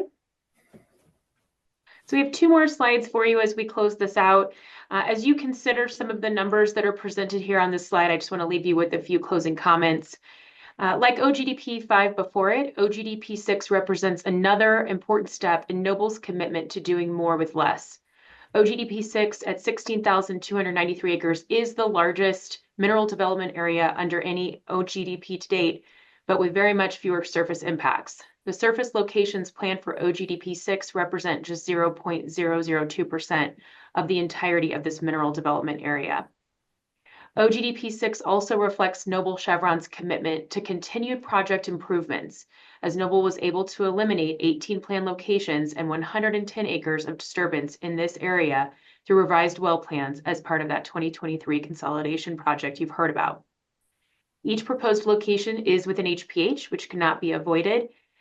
However, in addition to several mitigations and minimizations, Noble is proposing or is complying with CPW's request to commit to no construction activities for all 8 pads during winter timing stipulations and all pre-production activities for those 3 locations that have been mentioned several times. There are a combined total of 6 RBUs within 2,000 feet of 2 of the locations. As you've heard from in testimony today, all of the RBU owners have been in contact with Noble employees regarding this project, many of which all the way back to 2019, and communication remains ongoing. This outreach is a testament to comprehensive planning, and each of these owners has, in addition to the contacts, received all of the certified mailings, has not petitioned against this project, and there are no comments that are opposing the project here today. Next slide. And this marks our final slide and summarizes the requested relief before you today. In addition to the application requests, we are asking that the OGDP and Form 2As be termed consistent with the CDP, which would provide for an expiration date of March 25th, 2030. And we want to thank staff for its thoughtful technical review of this project, for the director, to the director for the director's recommendation for approval, and also want to extend our gratitude to Mr. Kavanaugh for being here today and providing Weld County's perspective.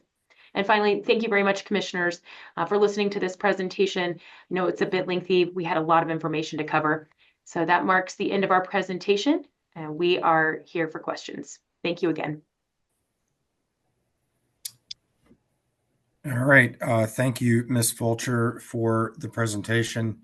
If we could bring all of your witnesses up, we will open the panel up for questions. Commissioner Messner.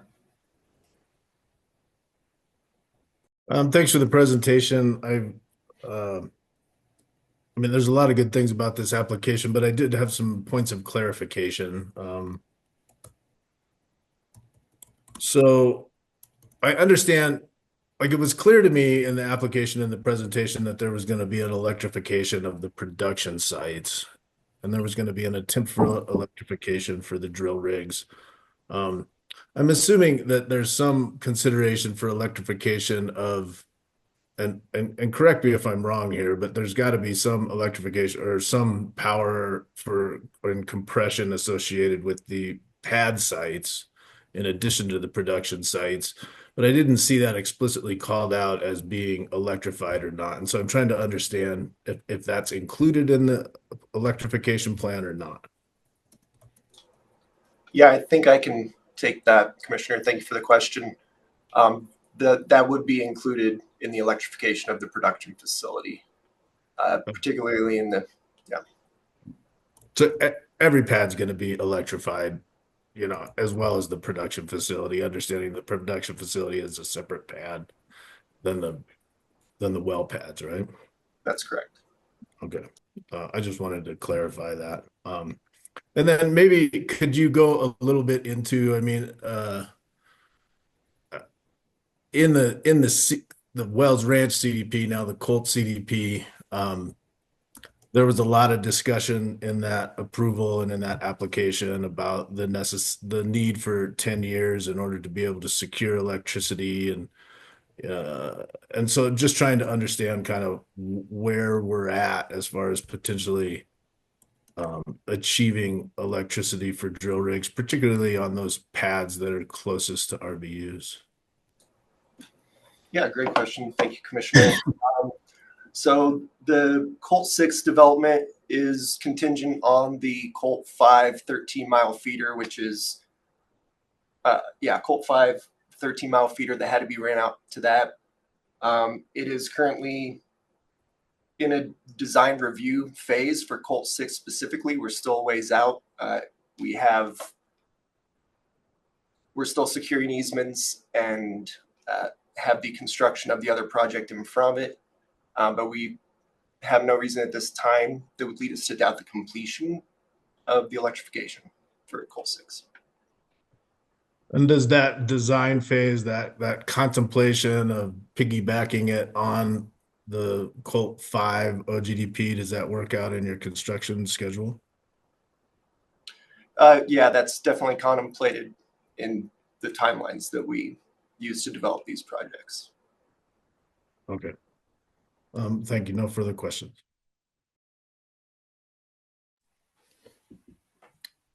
Other questions from the panel? Commissioner Cross. Thank you, Mr. Chair, and thank you for this presentation. I just wanted to ask one additional clarification here, because we didn't specifically talk about the informed consent. We talked about this being the previous CDP, but with especially the closest RBU, the surface use agreement is with the same person that is closest to the pad. I think it was the 29 pad, if I'm correct. Is that right? Yeah, thank you, Commissioner. I can speak to that. You are correct. The closest building unit owner to that pad is the owner of the surface use agreement that signed the service agreement. So yes, you are correct. That is the owner of the SUA. And as obviously they've okayed the location with the surface use agreement. If they expressed any additional concerns or anything of the sort, as the drilling will be closest to their home. No concerns on the proximity of the pad to the RBU. Most questions, if any concerns, were about the maintenance and upkeep of County Road 63.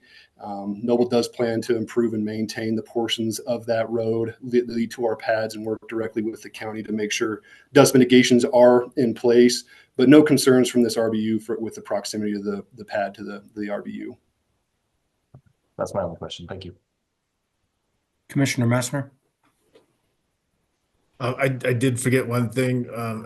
Mr. Hefta, I wonder if you could talk a little bit about any plans for reuse and recycling of produced water. And yeah, I'm happy to. Thanks, Commissioner Messner. Yeah, we are anticipating using produced water in this OGDP. It's very a large and contiguous area with our gathering line that is running through already to service the OGDP 5 area. So there should be active volumes from day one. So that provides a great opportunity to recycle. So we are anticipating a recycling unit within the OGDP, and then perhaps additional recycling volumes on fixed facilities off the OGDP area. Okay, thank you for that. Other questions?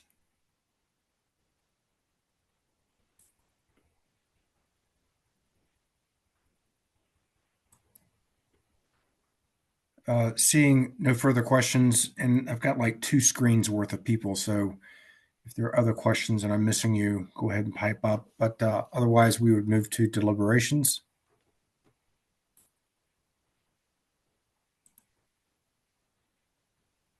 Happy to start, Mr. Chair.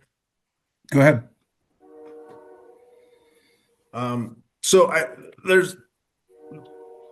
there's a lot of good things about this application. It's a significant application as part of a significant CDP. I think I'm the only sitting commissioner that was on the commission when the CDP was approved, although Chair Robbins, you were the director at the time. And so just to give a little bit of a background on how I reviewed this, I did go back and review the CDP, the documents associated with the CDP, the application by Noble of the CDP, and then applied this OGDP application, and on that, as a master document or a controlling document to this OGDP. Understanding rules have changed since then, but also understanding that the initial CDP did acknowledge the evergreen nature of that application as part of their application. I'm going to start out by saying this is a approvable application, but I do want to make some points of clarification that I think got a little confused in this application, both from the director's recommendation and from the applicant itself, as far as my perspective goes. And so the term preliminary siting was thrown around, as well as conceptual siting. And as I reviewed the CDP document and the current rules, there was no preliminary siting that was associated with the CDP.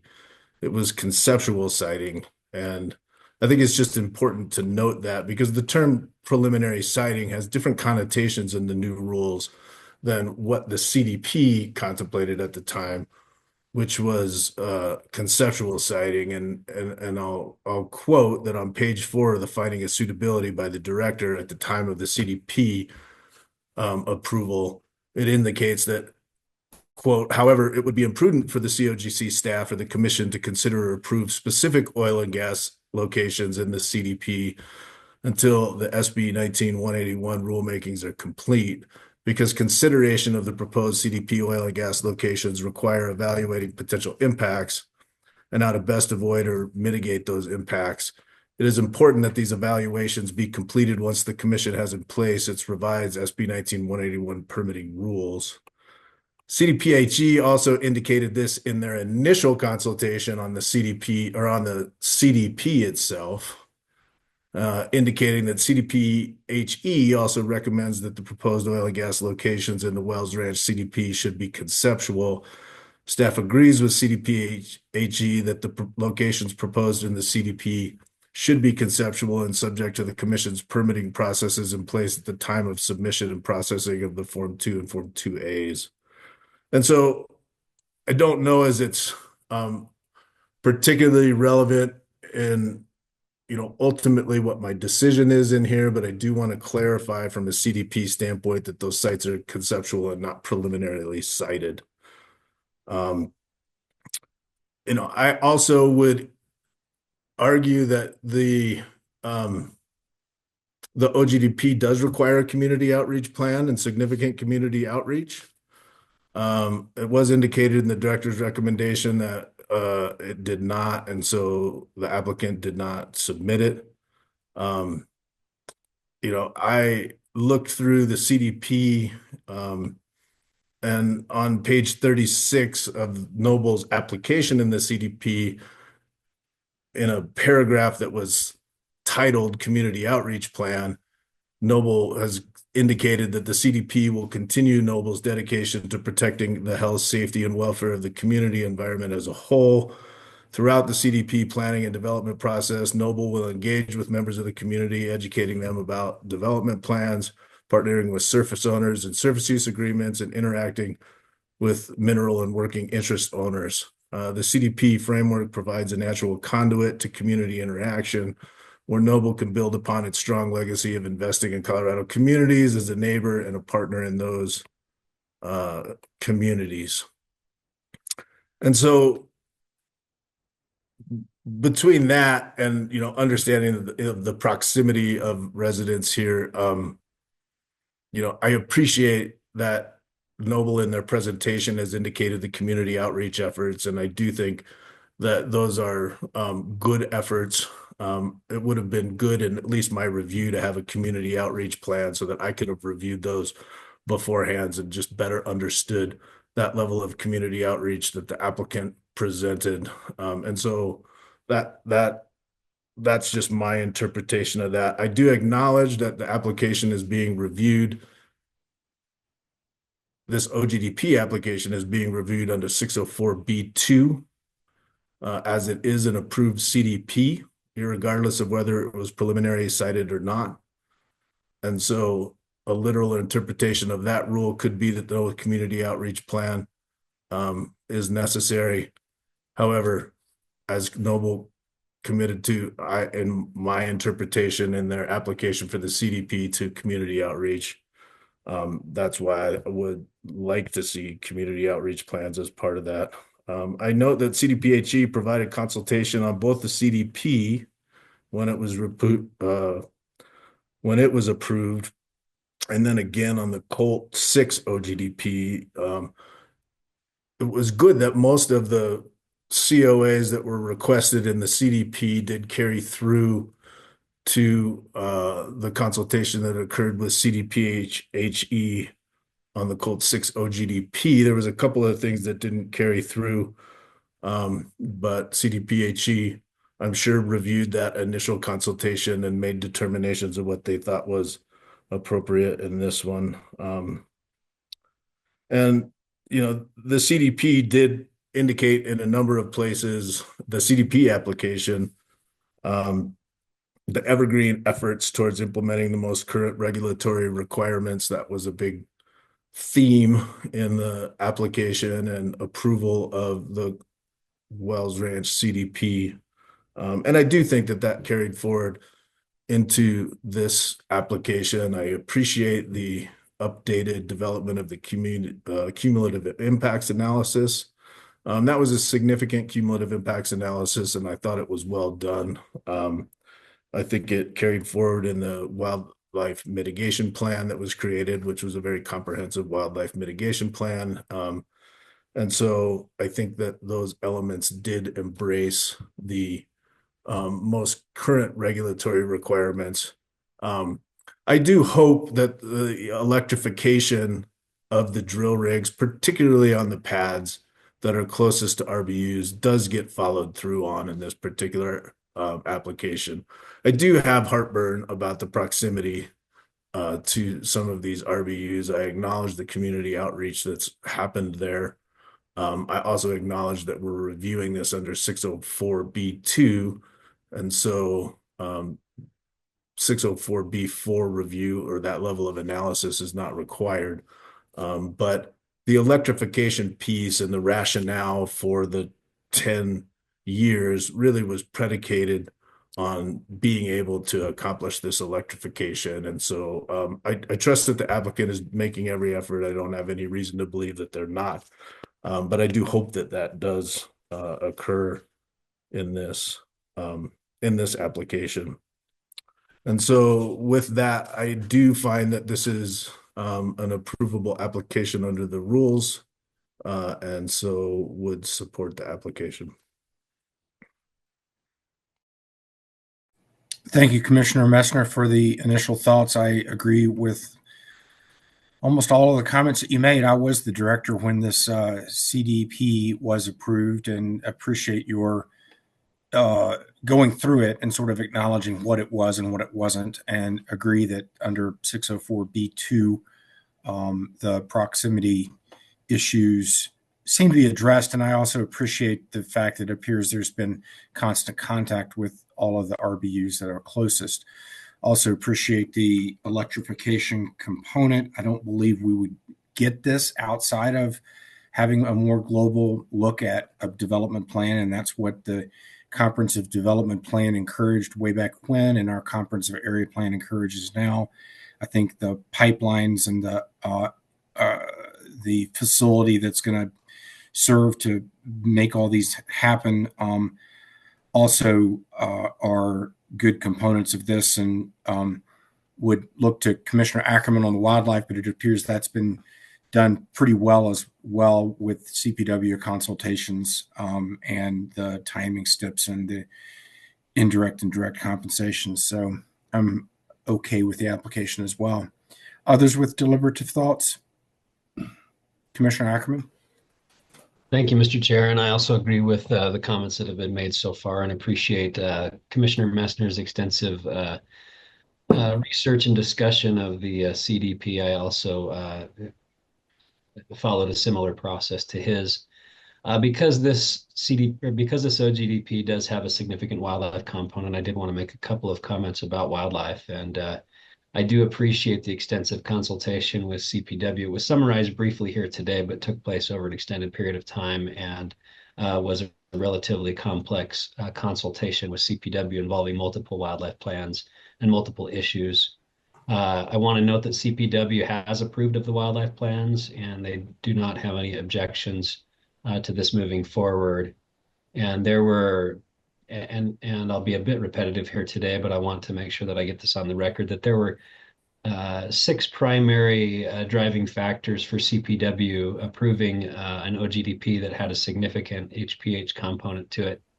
Number one, as has been pointed out, the consolidation of the number of pads from 15 to 7 and the facilities from 3 to 1. Locating 2 of the 8 locations within a mapped, highly developed area, which is greater than 5 active RBUs per square mile, or excuse me, active locations per square mile. Paying CPW for direct and winter indirect mitigation, a significant payment that will be used to benefit wildlife in the area, and then scheduling all construction activities, including flow line installation and access roads, outside the pronghorn and mule deer winter seasons. And then number 5, prioritizing the scheduling of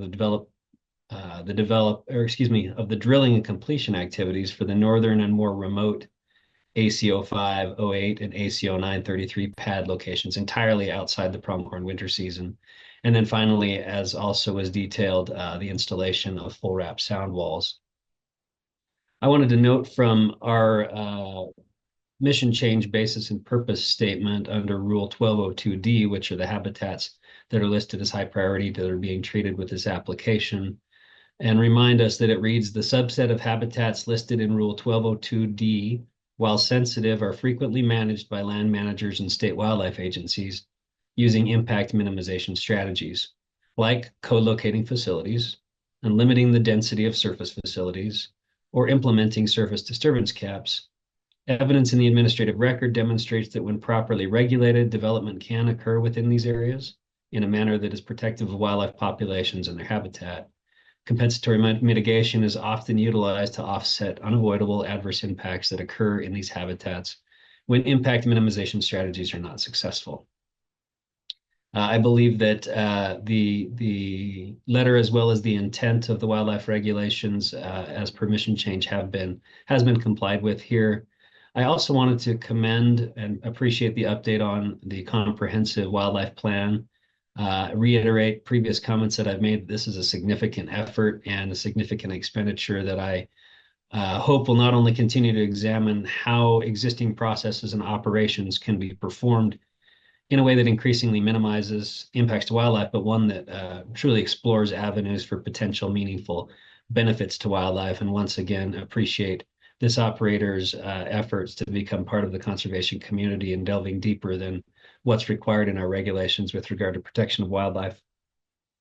ultimately, Mr. Chair, and I appreciate your thoughts and the ability to expand on them. I do think CPW was effectively consulting here. It appears clear that CPW feels the same way. And I wanted to take a moment to point out that I think this OGDP really does illustrate the efficacy of the wildlife rules that were adopted during mission change. They resulted in significant consultation with CPW in the formulation of acceptable wildlife plans and the implementation of on-the-ground modifications and BMPs in a collaborative fashion with CPW, and I appreciate this operator's attempts to work with them. I would agree from a wildlife perspective and other perspectives that this is an approvable OGDP. Further deliberative thoughts and or emotion? Commissioner Cross? Thank you, Mr. Chair. I'll be brief in this and then move to approve. I just think it's important to recognize not just the planning that's gone into this from the beginning before we had the cap rules that was done as a CDP. And so, as you mentioned, Mr. Chair, that there was a lot of work done to try and plan the infrastructure aspects of this to protect public health, welfare, safety, environment, and wildlife resources. But as Commissioner Messner mentioned as well, there's been the evergreen nature of trying to continue to improve that and continuing to consolidate, continuing to implement better technologies, continuing to make sure that we are protective. And I think the fact that I believe it was 18 different sites have been consolidated and removed here. We're down to 8. The vast majority of them do not have any RVUs within 2,000 feet. Those that do, they worked with the surface owner. There was a lot of community engagement with that. But I think the fact that when you look at the maps that show the number of wells to be plugged and abandoned, not just with respect to this specific OGDP, but with everything that Chevron has in development in the DJ Basin, I think that's also important to note here. And I think as we see a lot of the requirements that are being put on operators to make sure that emissions are reduced, that we're reducing NOx, we're reducing greenhouse gas emissions. I think getting rid of a lot of these old legacy wells that are more problematic and making sure that they're being replaced is a great benefit to the public health, welfare, safety, and environment. And so I applaud the work that is done on this. I was very happy to see that I think it was 43 alternative locations were looked at in this. So there's a lot of work that is being put into it. The efforts to go tankless, the efforts to try and do the produced water as well. And I think there's a lot of really good work that's being done here. And so, as I mentioned, I also am in favor of it, and I will move for approval of the OGDP. Commissioner Oath? Thank you, Mr. Chair. Actually, all of my comments have already been stated by previous comments. So rather than repeat them, I will just go ahead and second the motion. We have a motion and a second for approval. Is there further discussion? Seeing none, all those in favor signify by saying aye. Aye. Aye. Any opposed? Motion carries. Thanks, Ms. Fulcher, to you and your team. Thanks to our staff for the great work getting this prepared for consideration by the commission. It is 11:16. Let's take a break before we hear our last agenda item, and let's return at 11:26. All right, welcome back. Energy and Carbon Management Commission, docket 231100346, and Oil and Gas Development Plan. Again, Noble Energy would recognize Joe Park first, an ECMC location assessment specialist. Good morning. Good morning. Hello, I'm Jill Park, the lead location assessment specialist for the Noble GC2 OGDP. For the record, I would like to correct the WOGLA permit approval date on page 5 of the director's recommendation. The approval date of the WOGLA permit should be July 31st, 2024. This does not change the determination of the director's recommendation. Thank you. Thank you very much, Ms. Park. Appreciate that. We now would recognize Brett Kavanaugh from Weld County.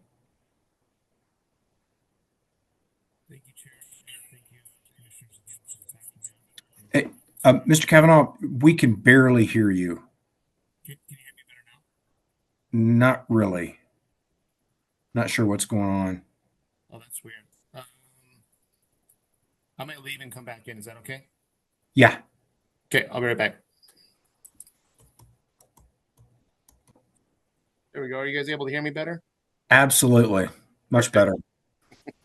Well, thank you again, Chair, and thank you again, commissioners and staff and everyone else on the call today. And thank you, staff, for correcting those dates in regards to our WOGA. I was going to address that, so thank you for doing that. I just want to take the opportunity in regarding Weld County's WOGA process for Noble Energy's Greeley Crescent 1 and 2, also known as the GC1 and GC2 oil and gas development plans. On June 28th, 2023, Weld County held a pre-application meeting for the GC1 OGDP before you today. Attendees included representatives from Noble, Weld County, ECMC, and CPW. The applications for the E23-09 facility, E36-07 pad, and the E26-04 pad, together making the GC1 OGDP, were all received on January 25th, 2024. Shortly thereafter, the pre-app meeting request for the F01-12 pad, making up the GC2 location, was received. On February 14th, 2024, Weld County held pre-application meeting for the GC2 OGDP. Attendees including representatives from Noble, Weld County, ECMC, CDPHE, CPW, Greeley, Weld County Airport, and also the City of Greeley. The town of Kersey was invited but did not attend the pre-application meeting.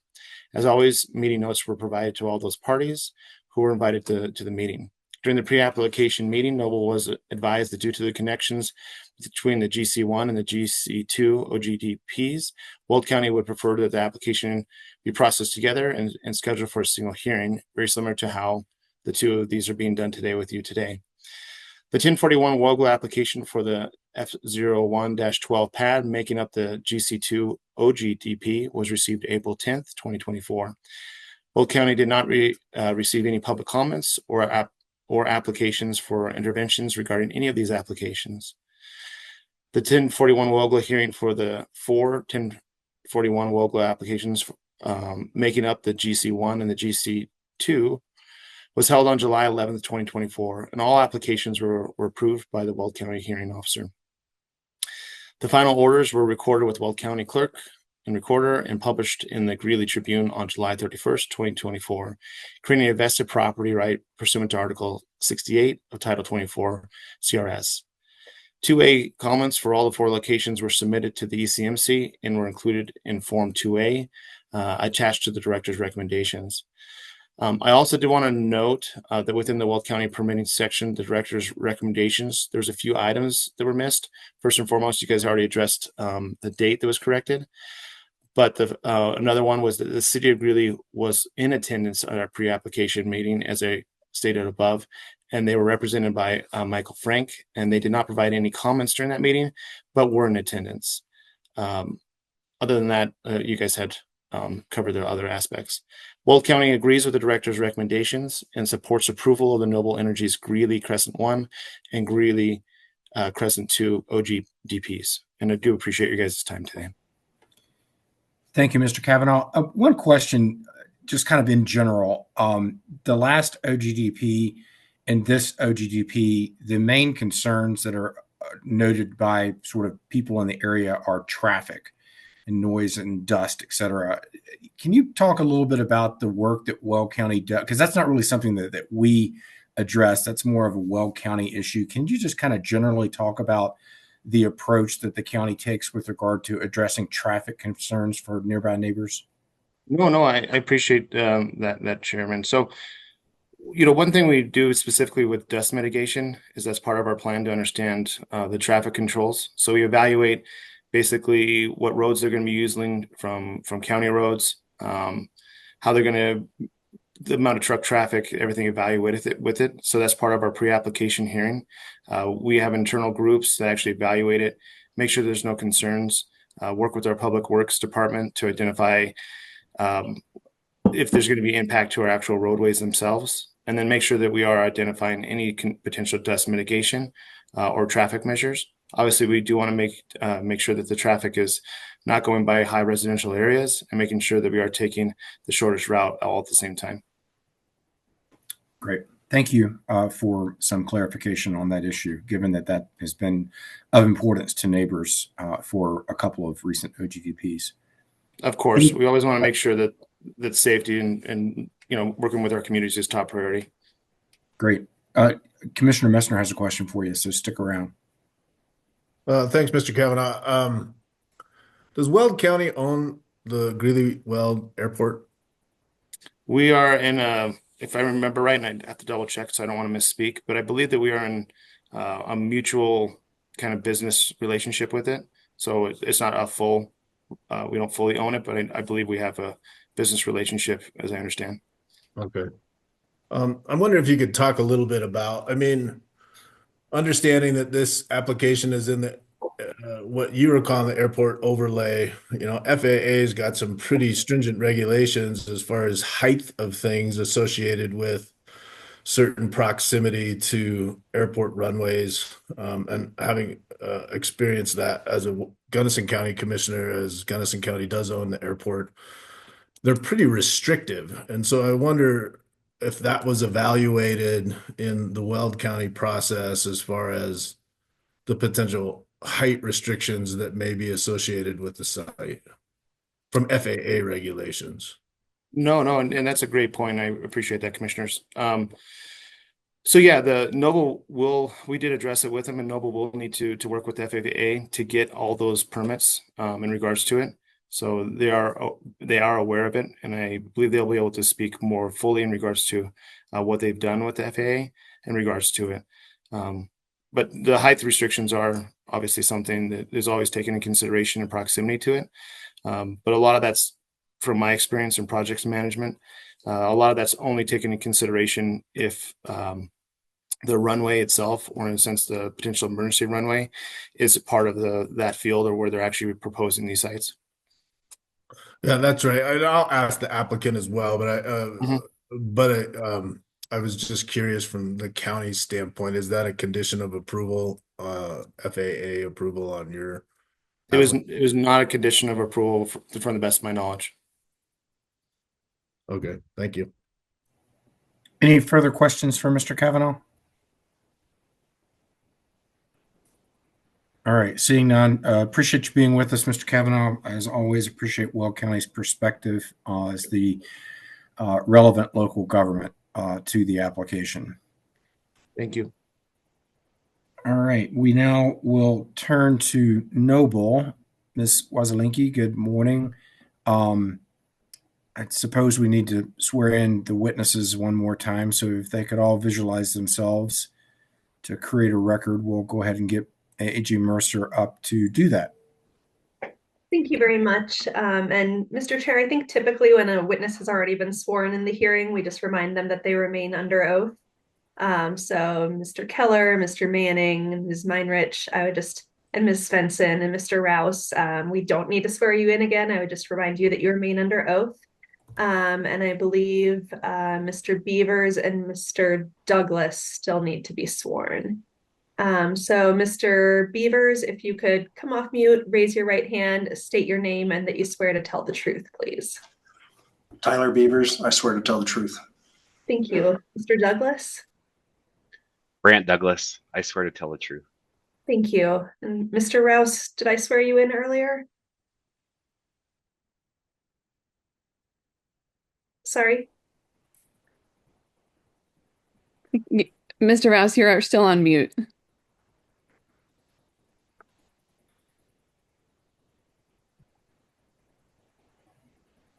And Ms. Mercer, he was sworn in the prior panel. That's what I thought as well. We don't need to re-swear you then. Sorry about that. Thank you. I think that's everybody. Thank you very much. Wonderful. Well, thank you, Chair, and thank you, Commissioners. We do have a PowerPoint, so we will bring that up and then I will get started. I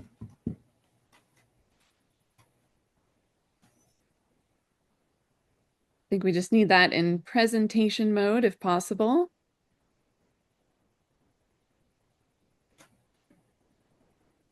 There we go. Okay, well, good morning, commissioners. My name's Kelsey Wasalinki with Jost Energy Law, and with Jamie Jost, we represent Noble Energy in two dockets before you today, the GC1 OGDP in docket 2311-00346 and the GC2 OGDP in docket 2404-00090. Before I turn it over to the Noble team, I do want to take a few minutes to describe why we are presenting these OGDPs in a consolidated presentation and to provide an overview of the OGDP requests. First and foremost, we would like to thank Mr. Kavanaugh and Weld County for the county's efforts in support of the locations included within both OGDPs, and the director and staff for all of their efforts on both OGDPs, and also Ms. Park for her clarifications of the director recommendation today. By way of overview, the GC1 is shown in orange in the top half of this map, and the GC2 is in yellow below. The GC1 proposes 2 new multi-well pads and 1 new production facility, and the GC2 proposes 1 new multi-well pad and will produce into the proposed GC1 production facility. As the team will describe today, Noble submitted the GC1 in November of 2023, over 5 months before the GC2 was submitted in April of 2024.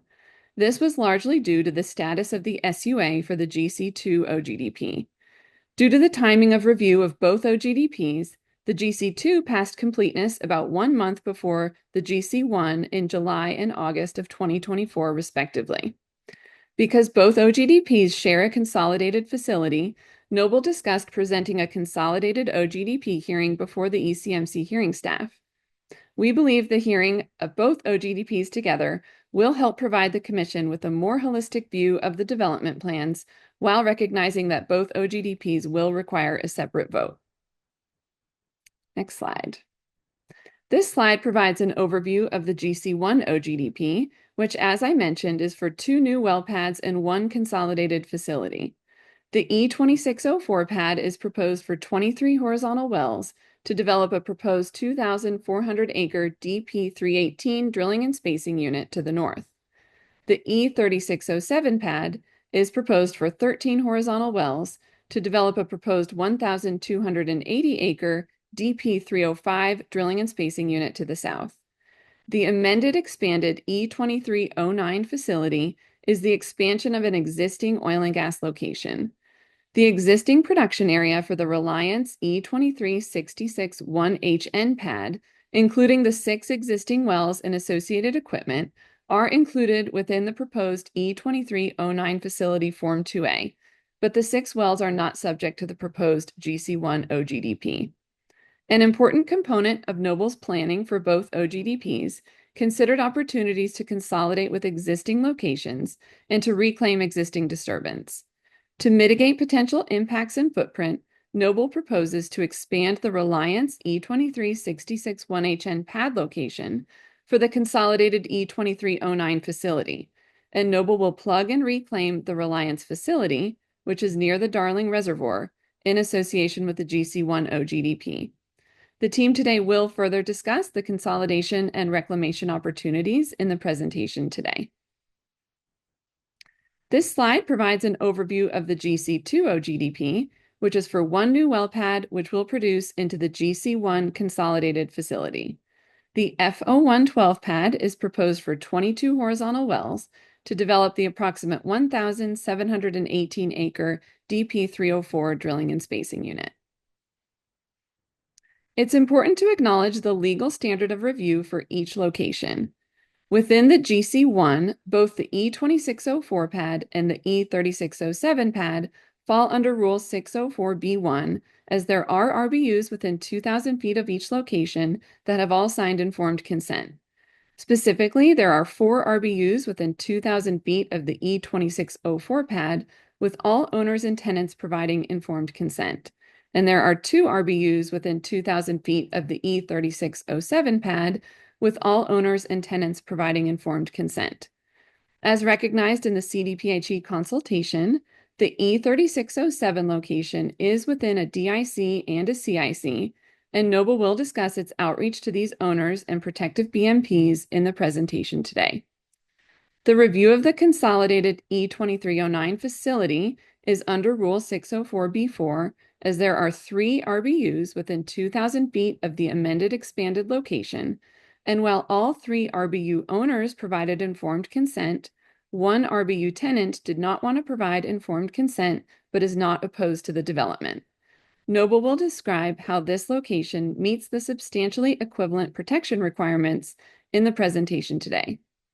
Within the GC2 OGDP, the F0112 pad has no RBUs within 2,000 feet and therefore does not fall under the Rule 604 review standards. This slide provides an overview of the Rule 604B4 substantial equivalence standard. Notably, the Commission will use the categories of information set forth in Rule 604B4A through G, as well as other relevant information appropriate to the proposed location, to ensure that the proposed development plan protects and minimizes adverse impacts to public health, safety, welfare, the environment, and wildlife resources. The Rule 604B4 categories of information are shown on this slide and include the Director's recommendation, BMPs, the relevant local government siting disposition, alternative location analysis, related oil and gas location siting and infrastructure, oil and gas facility design, and community engagement. Noble's presentation today will demonstrate that the consolidated E2309 facility meets the substantial equivalency requirements under Rule 604B4 and protects and minimizes adverse impacts to public health, safety, welfare, the environment, and wildlife resources. I will now turn the presentation over to Patricia Meinerick to continue the presentation. Thank you, Kelsey, and thank you, Commissioners, for your time. Again, I'm Patricia Meinrich. The timeline shown here highlights some of the key milestones along the Greeley Crescent development. Planning Greeley Crescent started in December of 2021 and carried all throughout 2022. In February of 2023, we decided to split Greeley Crescent into the GC1 and GC2 OGDPs due to ongoing SUA discussions and acreage trade negotiations between Noble and PDC. In November of 2023, the GC1 OGDP was submitted. In April of 2024, the GC2 OGDP was submitted. GC2 achieved completeness first in July of 2024, while GC1 achieved completeness in August of 2024. In an effort to simplify the hearing process, we requested that GC1 and GC2 be heard on the same day, today, December 4th. Throughout the 3 years of the Greeley Crescent planning process, Noble has continuously engaged in ongoing consultation with residents, agencies, and local government. This slide shows operation timelines for both the GC1 OGDP in orange on top and the GC2 OGDP in yellow on bottom. Operations with Greeley Crescent are planned to start on the GC1 OGDP beginning in the first quarter of 2025, with drilling following in the third quarter and completions in the first quarter of 2026. Interim reclamation will follow later in the last quarter of 2026. Operations at the GC2 OGDP are scheduled to start about 2 quarters behind GC1, with construction starting in the third quarter of 2025, drilling to follow in the first quarter of 2026, and completions in the last quarter of 2026. Interim reclamation will follow midway in 2027. The timeline for both GC1 and GC2 OGDPs considered the size, duration, and intensity of operations to achieve a schedule that commences construction and interim reclamation in under 2 years. I will now turn the presentation over to my colleague, Tyler Beavers, to discuss siting and alternative location analysis. Thanks, Patricia, and good morning, Commissioners. My name is Tyler Beavers, and I'm a land representative at Chevron. On the next series of slides, I'll be going over the location summaries, siting, and alternate location analysis for each proposed location. Before I move into a site-by-site review of each proposed location, I want to give you a brief overview of our site selection process here at Noble. As with all Noble service locations, when conducting our site selection or alternate location analysis process, Noble considered the following: the consolidation of pads and/or facilities when applicable, the site's proximity to building units and other cultural features, operational feasibility. Does the location meet the standard of our site-by-site risk assessment for development? Does the location require an additional pad or facility location to develop the target minerals? Potential impacts to known future land uses. Will this site have negative impacts on known future land development?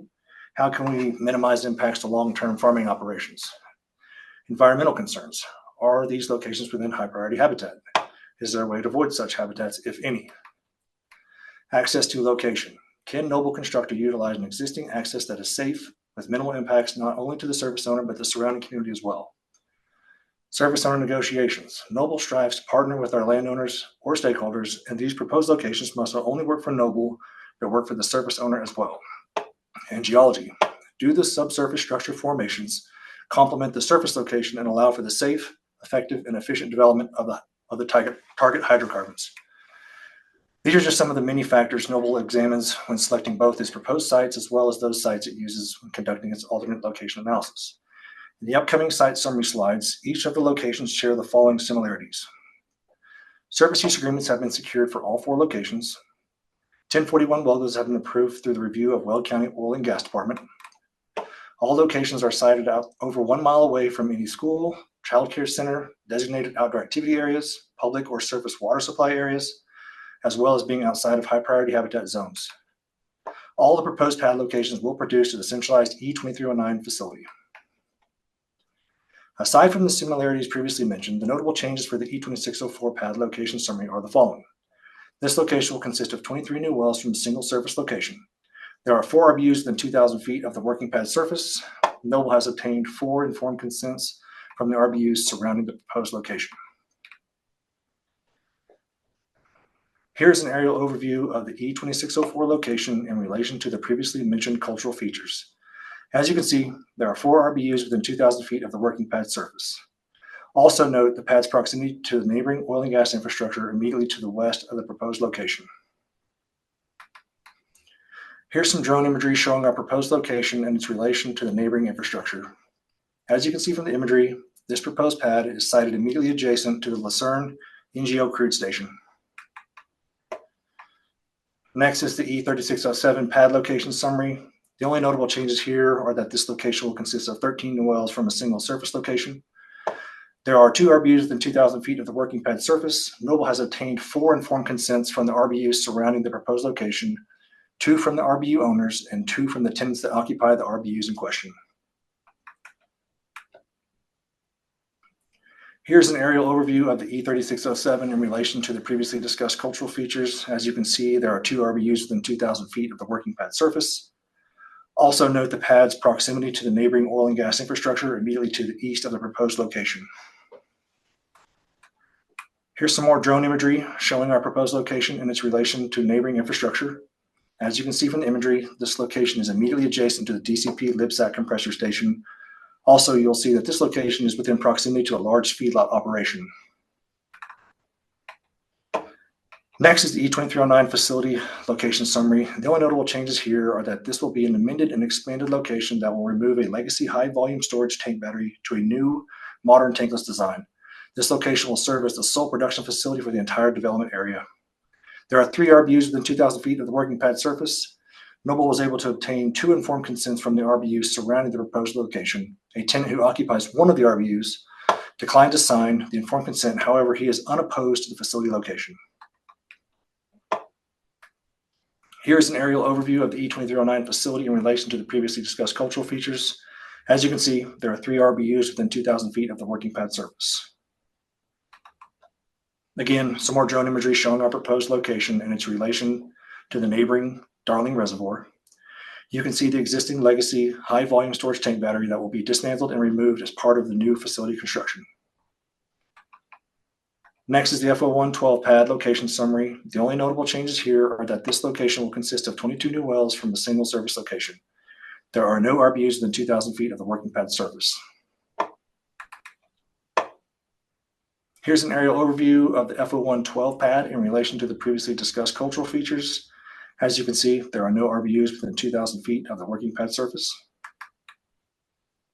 And again, some more drone imagery showing our proposed location and its relation to the neighboring infrastructure in the area. You'll see that the Greeley Weld Airport is west of the proposed location. Noble has met with and received approval from the airport representatives of the site's location. Next, I'll dissect our ALA process and explain reasoning behind each of the preferred locations. Through our analysis, Noble evaluated 34 alternate locations. As shown on the map, an outline of the mineral development area depicts the Greeley Crescent 1 and 2 areas which provides for the development of approximately 5,398.28 mineral acres from 3 proposed pad sites and 1 proposed centralized production facility. Noble is proposing 58 new oil and gas wells across 3 pad locations within the OGDPs. The 2 OGDPs will consist of 3 drilling and spacing units. The yellow locations were eliminated through our desktop review process. The reasoning behind the elimination of a potential location could be for several reasons. The location could be more impactful to surrounding receptors, whether it's more RBUs or within a floodplain. Also, potential locations might require longer flow lines or potentially boring underneath wetlands. Furthermore, infrastructure might exist underground, such as gas gathering or municipal utilities, that would eliminate a potential location. The blue alternate locations were eliminated due to the need of a supplemental pad to extract the target minerals. Several of these eliminated locations, Noble has existing SUAs that will not be utilized for this very reason. The purple locations are where Noble received uninterested responses from landowners either due to agricultural or commercial development reasons. The green locations are the proposed GC1 and 2 surface locations that we will dig into in the next slides. We'll first look at the E2604 pad and discuss the siting requirements surrounding it. 12 alternate locations were evaluated as potential locations. Most were eliminated through our review or through our thorough review process. However, 1 location stood out among the rest as being the best location for development. From this single location, Noble can develop all of the target minerals inside the DSU boundary from a single surface location. Except for 1 other alternate, all other alternates illustrated on the map would require a supplemental pad to extract the subsurface reservoir. Noble believes that by utilizing a single surface location, that this is the most protective and least impactful to the surrounding residents. The access road to the location will utilize paved County Road 45 and County Road 66, which will greatly reduce dust impacts along the haul route. Next is the E3607. 12 alternate locations were evaluated as potential locations. A single surface location is needed to extract the target minerals. The access road to the location will utilize unpaved County Road 64 to County Road 47, with only a single resident being impacted by this route. As you can see from the ALA map, many alternates were explored and ultimately eliminated due to uninterested landowners. Next is the E2309 facility location. 6 alternate locations were evaluated as potential locations. The objective was to select a single surface location that would serve as a consolidated facility that would allow production from all proposed pad locations within GC1 and 2. First was to evaluate all white space locations as possible new sites. Once those were eliminated due to the uninterested landowners or competing agreements in place, Noble's next option was to evaluate existing facilities in the area. The goal here was to find an existing legacy facility location that would be removed or retrofitted to a new tankless design. Noble ultimately believed that by removing the Reliance production facility near the Darling Reservoir would be most protective of the surrounding receptors and residents. The access road for location will use paved County Road 47. Next slide. The final location of the 4 proposed locations within GC1 and 2 and the sole pad for OGDP 2 is the FO112 pad. 7 alternate locations were evaluated as potential locations. The FO112 has 0 RBUs located within 2,000 feet of the location. In conclusion, Noble preferred an alternate corridor approach, operational corridor approach that utilizes 1 consolidated production facility, so alternate locations that would cause a need for an additional pad or production facility location were quickly ruled out for lack of feasibility. Many alternate locations were eliminated due to the increased number of homes nearby or the proximity thereto. The last bucket that many alternate locations fell into was landowner preference. These identified alternate locations were not selected because landowners were not interested in siting a pad or facility at an identified location for a variety of reasons. Each of the RBU owners have received and will continue to receive extensive outreach from Noble concerning our current and future operations. The outreach efforts have included and will continue to include the following: multiple discussions describing mitigation around dust, noise, and light, the timing of construction, operations, and haul route. All of the proposed locations receive support from the Greeley-Weld Airport. Noble will continue to work closely with the airport to ensure all rules and regulations of the Federal Aviation Administration are adhered to, and that proper notifications are made to ensure that a safe and responsible development plan is executed. As you can see, the planning of Greeley Crescent 1 and 2 has been extensive and thoughtful. We believe the 4 proposed locations before you today allow for the most efficient extraction of the resource base, least impactful to the surrounding residents and community, and mitigation of impacts to all stakeholders, while also working within service owners' preference and operational feasibility. Our planning process has been done in conjunction with this community's preference and concerns in mind, and we're proud of the collaborative effort that minimizes impacts to health, public health, safety, welfare, and the environment. With that, I'll hand it over to Natalie Svedson to detail our extensive community outreach in the area. Hi again, commissioners. Again, thank you for your time. Today, I want to discuss some of the ways that we've engaged with the community, answer their questions or concerns, and how we plan to continue outreach in the future. As mentioned previously, there are 9 receptors within 2,000 feet of the 3 Greeley Crescent 1 pads, and outreach to these neighbors began in 2022 with in-person meetings to discuss project details and initial feedback. On the next slide, I'll show some of the feedback, comments, and questions we received from the community, but ultimately we were able to secure 8 out of 9 signed informed consents for this project, including signed informed consents for all RBU owners. The one uncontested non-signing tenant at the E23-09 facility informed us multiple times that while he has no concerns about the project and is very familiar with oil and gas operations, he preferred to not sign public documentation at this time. This neighbor is still receiving all communications via mail and will continue to do so in the future. Additionally, he will not experience 24/7 operations from drilling or completions, as this will be a production facility only. Finally, we held a consultation with the Greeley Weld Airport, sent notices to approximately 145 hangar owners, and were given verbal support for our project. Our recent engagement includes outreach to all RBUs within 2,500 feet of GC1 and along the haul route. Our surface land team made phone calls to neighbors to relay today's hearing date and contact information for questions or concerns. To date, we've received no new issues or feedback from this most recent engagement. For Greeley Crescent 1 and 2, we've tracked our conversations with residents who live within 2,000 feet and have highlighted some common questions and feedback we received during those discussions. As you can see, the most common concern was that we heard was around potential traffic increases on CR 47. To address these concerns, we've routed our traffic east to CR 47 and away from the more congested areas of this road. We're also working collaboratively with Weld County on traffic planning for these sites. And additionally, the commitment to 3-phase takeaway of oil gas produced water will considerably reduce the number of trucks we have on Weld County's road. We've received questions about noise and light from operations, and Noble will be using sound walls and other mitigation to block both from nearby homes. We've also had some questions about what the site will look like once it's reclaimed. We explained the reclamation process, and the neighbors were very happy with the minimal visual impact the site would have. And finally, you'll see that many of the neighbors had no concerns about the project and felt well informed and knowledgeable about what to expect.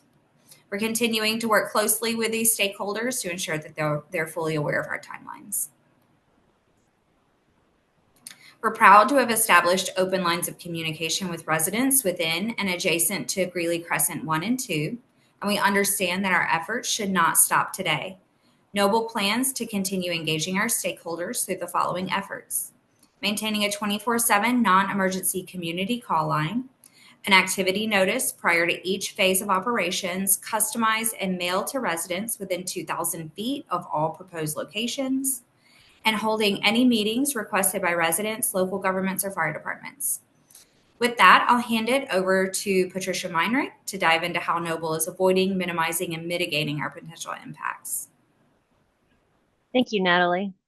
To avoid and minimize impacts related to odor and air quality for the Greeley Crescent locations, we intend to use electric line power for the drilling rig and will electrify the facility. We'll use the latest technology to avoid, minimize, and mitigate impacts, including using pipeline infrastructure for oil, gas, and water takeaway, thereby eliminating truck hauling, as well as utilizing a tankless facility design, Type 3 drilling fluid, and an advanced flowback design, resulting in zero uncontrolled emissions. All locations will include a continuous air monitoring program that is in accordance with the approved air quality monitoring plan from CDPHE. The images on the right show an example of view sensor data collected by the continuous air monitor.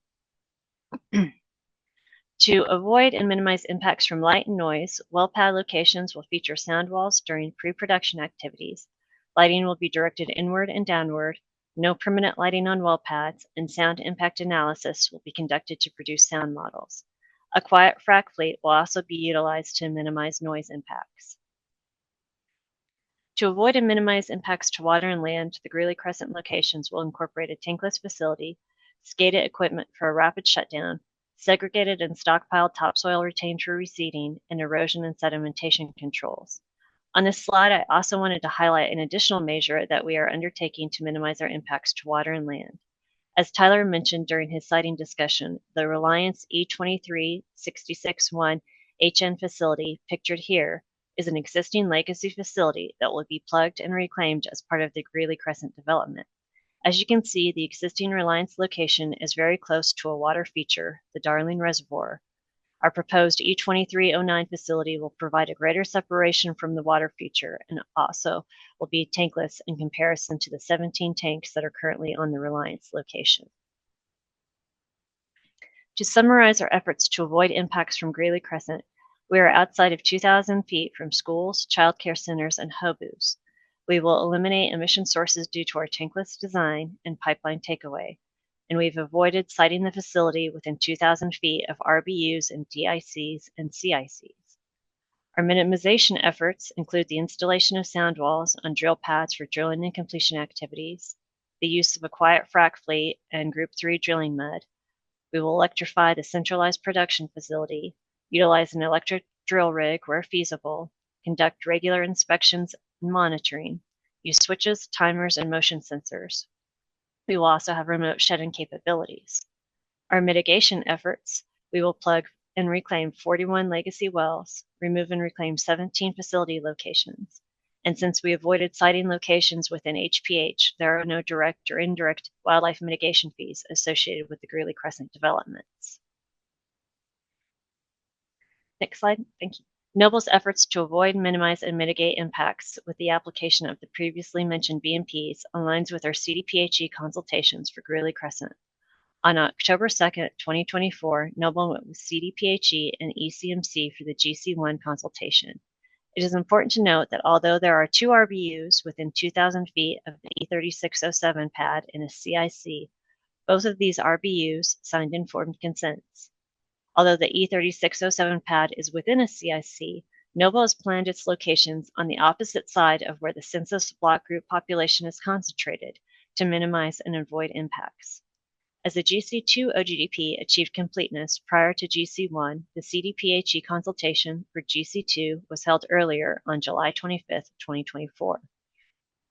Also, while GC2 is located within a census block group for a CIC, CDPHE noted that very little population is near the planned location, with the nearest RBU over 2,400 feet away from the working pad surface.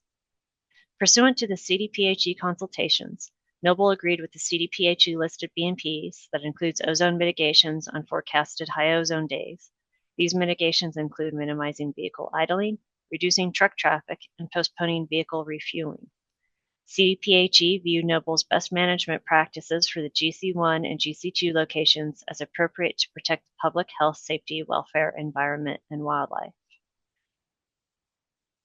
The Greeley Crescent development, encompassing the GC1 and GC2 OGDPs, will result in the plugging and removal of 41 existing legacy wells and the reclamation of 17 existing legacy facilities, for a net acreage benefit of 56.62 acres. Again, development of GC1 and GC2 will result in a net acreage benefit. The next table provides a breakdown of the GC1 and GC2 air resources net emissions. These figures account for the air emissions associated with the proposed locations, as well as the emissions associated with the existing legacy locations that will be plugged and reclaimed. Even with the new development, GC1 and GC2 are projected to decrease air emissions across CO, VOCs, methane, and ethane. Thus, to highlight, the Greeley Crescent development will result in a VOC emissions net benefit. I will now hand the presentation back over to Kelsey Wasalenki for the remainder of the presentation. Thank you, Patricia. I'll now review the mineral development and spacing requests for both OGDP applications. The GC1 OGDP proposes 2 new drilling and spacing units. The DP318 unit is proposed for 2,400 acres for 23 wells for the development of the Niobrara, Fort Hays, Codell, and Carlisle formations. And the DP305 DSU is proposed for 1,280 acres for 13 wells, also for the development of the Niobrara, Fort Hays, Codell, and Carlisle formations. The spacing applications are supported by land, regulatory, geology, and engineering testimony, which also support the subsurface setback requests. The wellbores are oriented east to west due to geologic stresses present in the subsurface, which supports the location of the facility under Rule 604(b)(4). There are state land board minerals within the DP305 DSU, and Noble agrees to submit a communitization agreement to the state land board prior to drilling operations for a well within the proposed DP305 drilling and spacing unit. The GC2 OGDP proposes 1 new drilling and spacing unit labeled the DP304 DSU, proposed for 1,718.28 acres for the development of 22 wells for the Niobrara, Fort Hays, Codell, and Carlisle formations. This spacing application is also supported by land, regulatory, geology, and engineering testimony, which also support the subsurface setback requests, and all minerals within the DP304 DSU are owned in fee. I'll take just a few minutes to summarize and conclude our presentation for both OGDPs. This slide is a summary of both the GC1 OGDP and GC2 OGDP. These OGDPs provide the opportunity to utilize a consolidated facility to receive production from a total of 58 horizontal wells from 3 total multi-well pads to develop nearly 5,400 acres of minerals. In total, development of the OGDPs will result in 30 acres of disturbance and 87 acres of reclaimed land, resulting in a net positive of 56.6 acres reclaimed. For the GC1, the review of both the E2604 location and the E3607 location is under the Rule 604(b)(1) siting exception due to 100% informed consent for both of these locations. On the amended and consolidated E2309 facility, pursuant to Rule 604(b)(4), the siting and best management practices committed to at the proposed amended location will provide substantially equivalent protections for public health, safety, welfare, the environment, and wildlife resources. On all 3 locations, Noble conducted extensive community outreach. 8 of 9 RBUs signed informed consent, and the 9th tenant does not oppose the development. Noble commits to electric drilling rigs if available, Tier 4 or equivalent engines for hydraulic fracturing, and pipeline takeaway for gas, oil, and water. The consolidated facility will be electrified. Plugging and abandoning legacy wells and facilities will reclaim an estimated 64.5 acres, resulting in a net increase of 39.7 acres of ecosystem being reclaimed.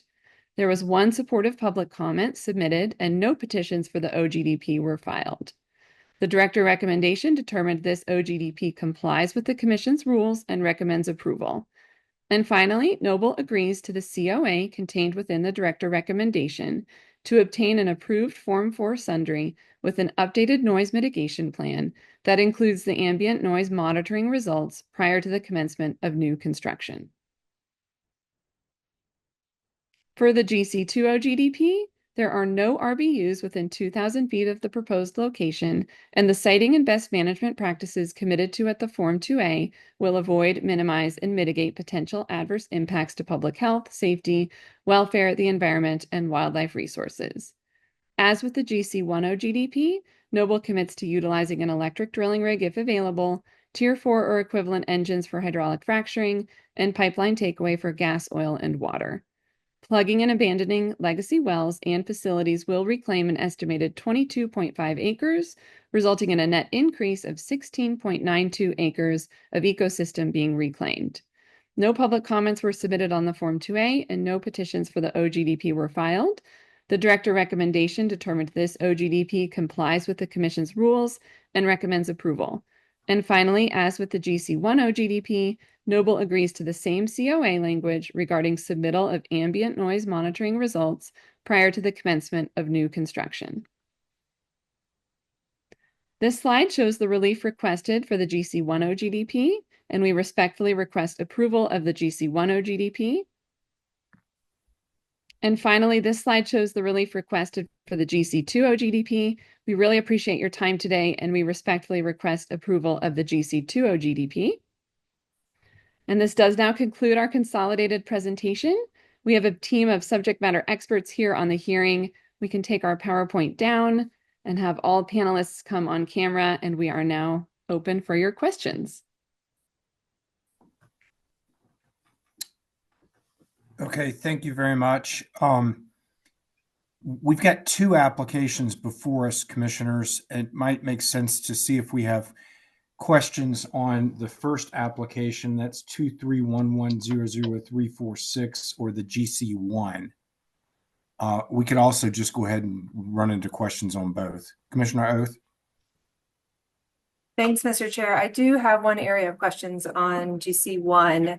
And first want to say I appreciate, that you all have looked at a considerable number of alternative locations kind of overall and specifically with respect to E2309, the facility.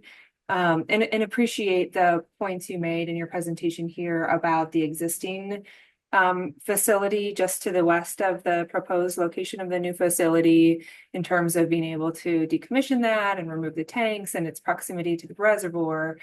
But I guess I'm just trying to understand, since you did take a look at it, why not kind of officially have it be considered as part of the ALA?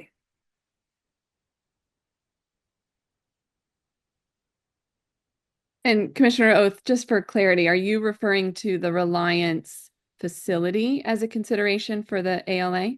Yes. Okay. And Mr. Beavers, would you like to answer that? Yeah, I can answer that. Thanks for the question.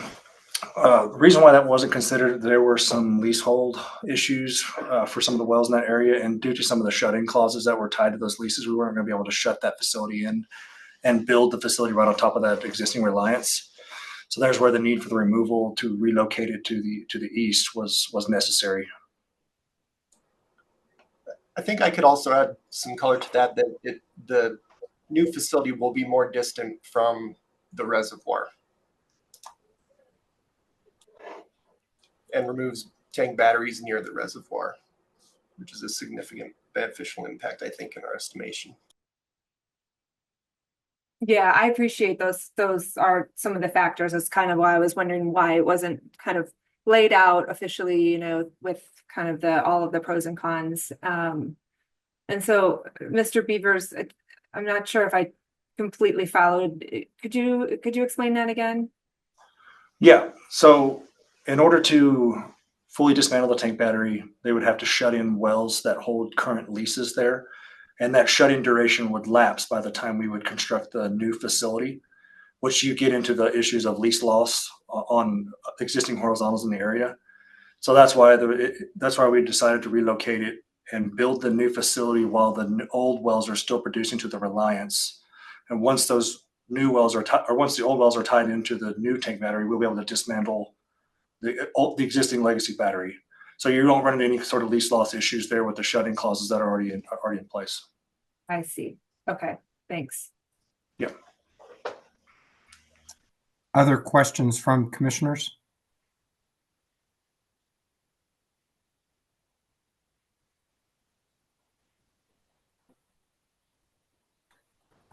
Do we have any commissioner questions on the second one, GC2? Commissioner Messner? Thanks. I wonder if you guys could go into more detail about the FAA permitting process, the adjacent, what's it called? At the end of the runway, there's height requirements that are the FAA requires, and whether or not there's going to be any issues, and if you've cited locations in this close of proximity to the airport at the end of runways before. And I'm just trying to better understand. I understand that you've talked with the Greeley Airport, but they're not the FAA. And so can anyone speak to that? Yes, Commissioner Messner, I will take a crack at it and then others can feel free to jump in. So we have been in consultation with the FAA and we have received all of the necessary approvals. And part of that consultation was to determine whether one of the runways would need to be closed, and it was determined that it did not need to be closed during our operations. Okay, that's helpful. I've run into problems with that with other projects before, and so I wasn't sure whether it was possible or not to have a drill rig in that area of influence or whatever it's called at the end of runways. And so that's good to hear. It wasn't clear in the application that that had been received. Further questions?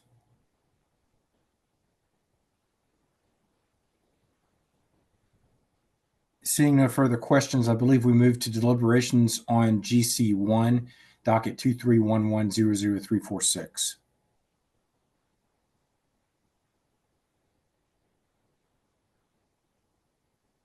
Anybody care to start? Commissioner Oath? I'll start, and I don't have a lot to say. I think I will just note that, again, appreciate the number of locations, the alternative locations that have been evaluated here. I think it would have been helpful for that Reliant location to have been part of the official ALA.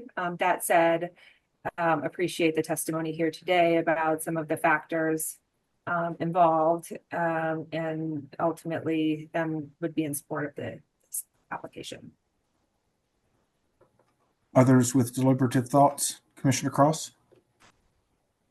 Thank you, Mr. Chair. I too am going to be in favor of this. I think there's a lot being done. Again, like the last application, I think there was a lot of outreach to the people in the area, discussing the issues, trying to make sure that they understood the issues, responded to some of the issues, such as the traffic that was identified, and rerouting where the traffic is going to go as a result of those concerns. I think that's important, not just to listen to what's being said, but to adjust based on that. As Commissioner O said, looking at the number of alternative locations, I think is important. I like the fact that that facility is going to be moved further away from that reservoir and avoid any kind of potential issues there.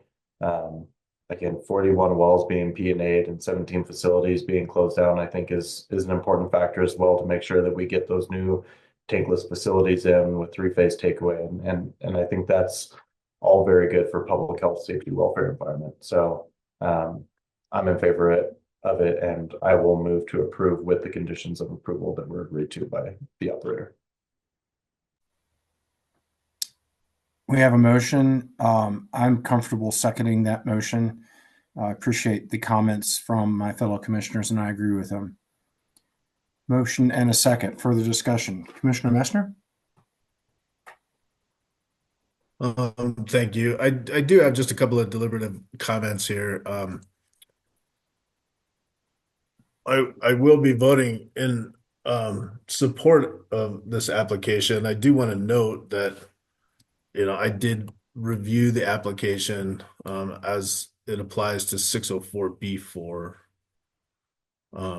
I had similar questions to Commissioner Oath as far as whether or not the alternative location analysis adequately addressed some of the proximity issues, particularly with the pad that she had mentioned. I appreciate the response from the operator on that. I think that's helpful. It sounds like it was more of an operational decision than a public health or safety decision, but at the same time, I understand the operational concepts with that. But really the big piece for me here was the community outreach to the RBU owners within 2,000 feet and understanding the disposition of the RBU owners and or tenants. And so that really was the kind of tipping factor for me on this substantial equivalency decision.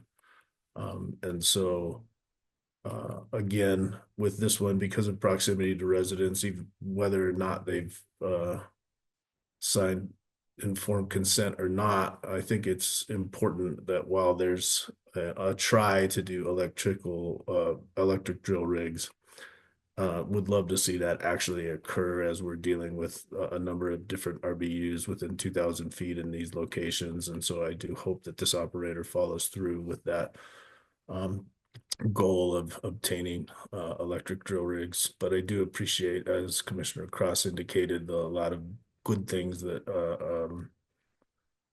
are included with this application. But I do want to acknowledge that I did go through the 604B4 substantial equivalency evaluation, and that's the reason why I think this one met that standard. Further deliberative thoughts and or discussion on the motion? Seeing none, all those in favor of the motion signify by saying aye. Aye. Aye. Any opposed? Motion carries. We move to deliberation on 2409-00090. That is the GC2 OGDP.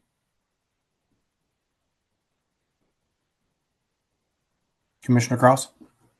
I have the same feelings on this one, and I realize that some of my numbers, I think, were joined together in terms of the number of P&A and decommissioned facilities, but I would also move for approval with the condition of approval as agreed upon by the operator.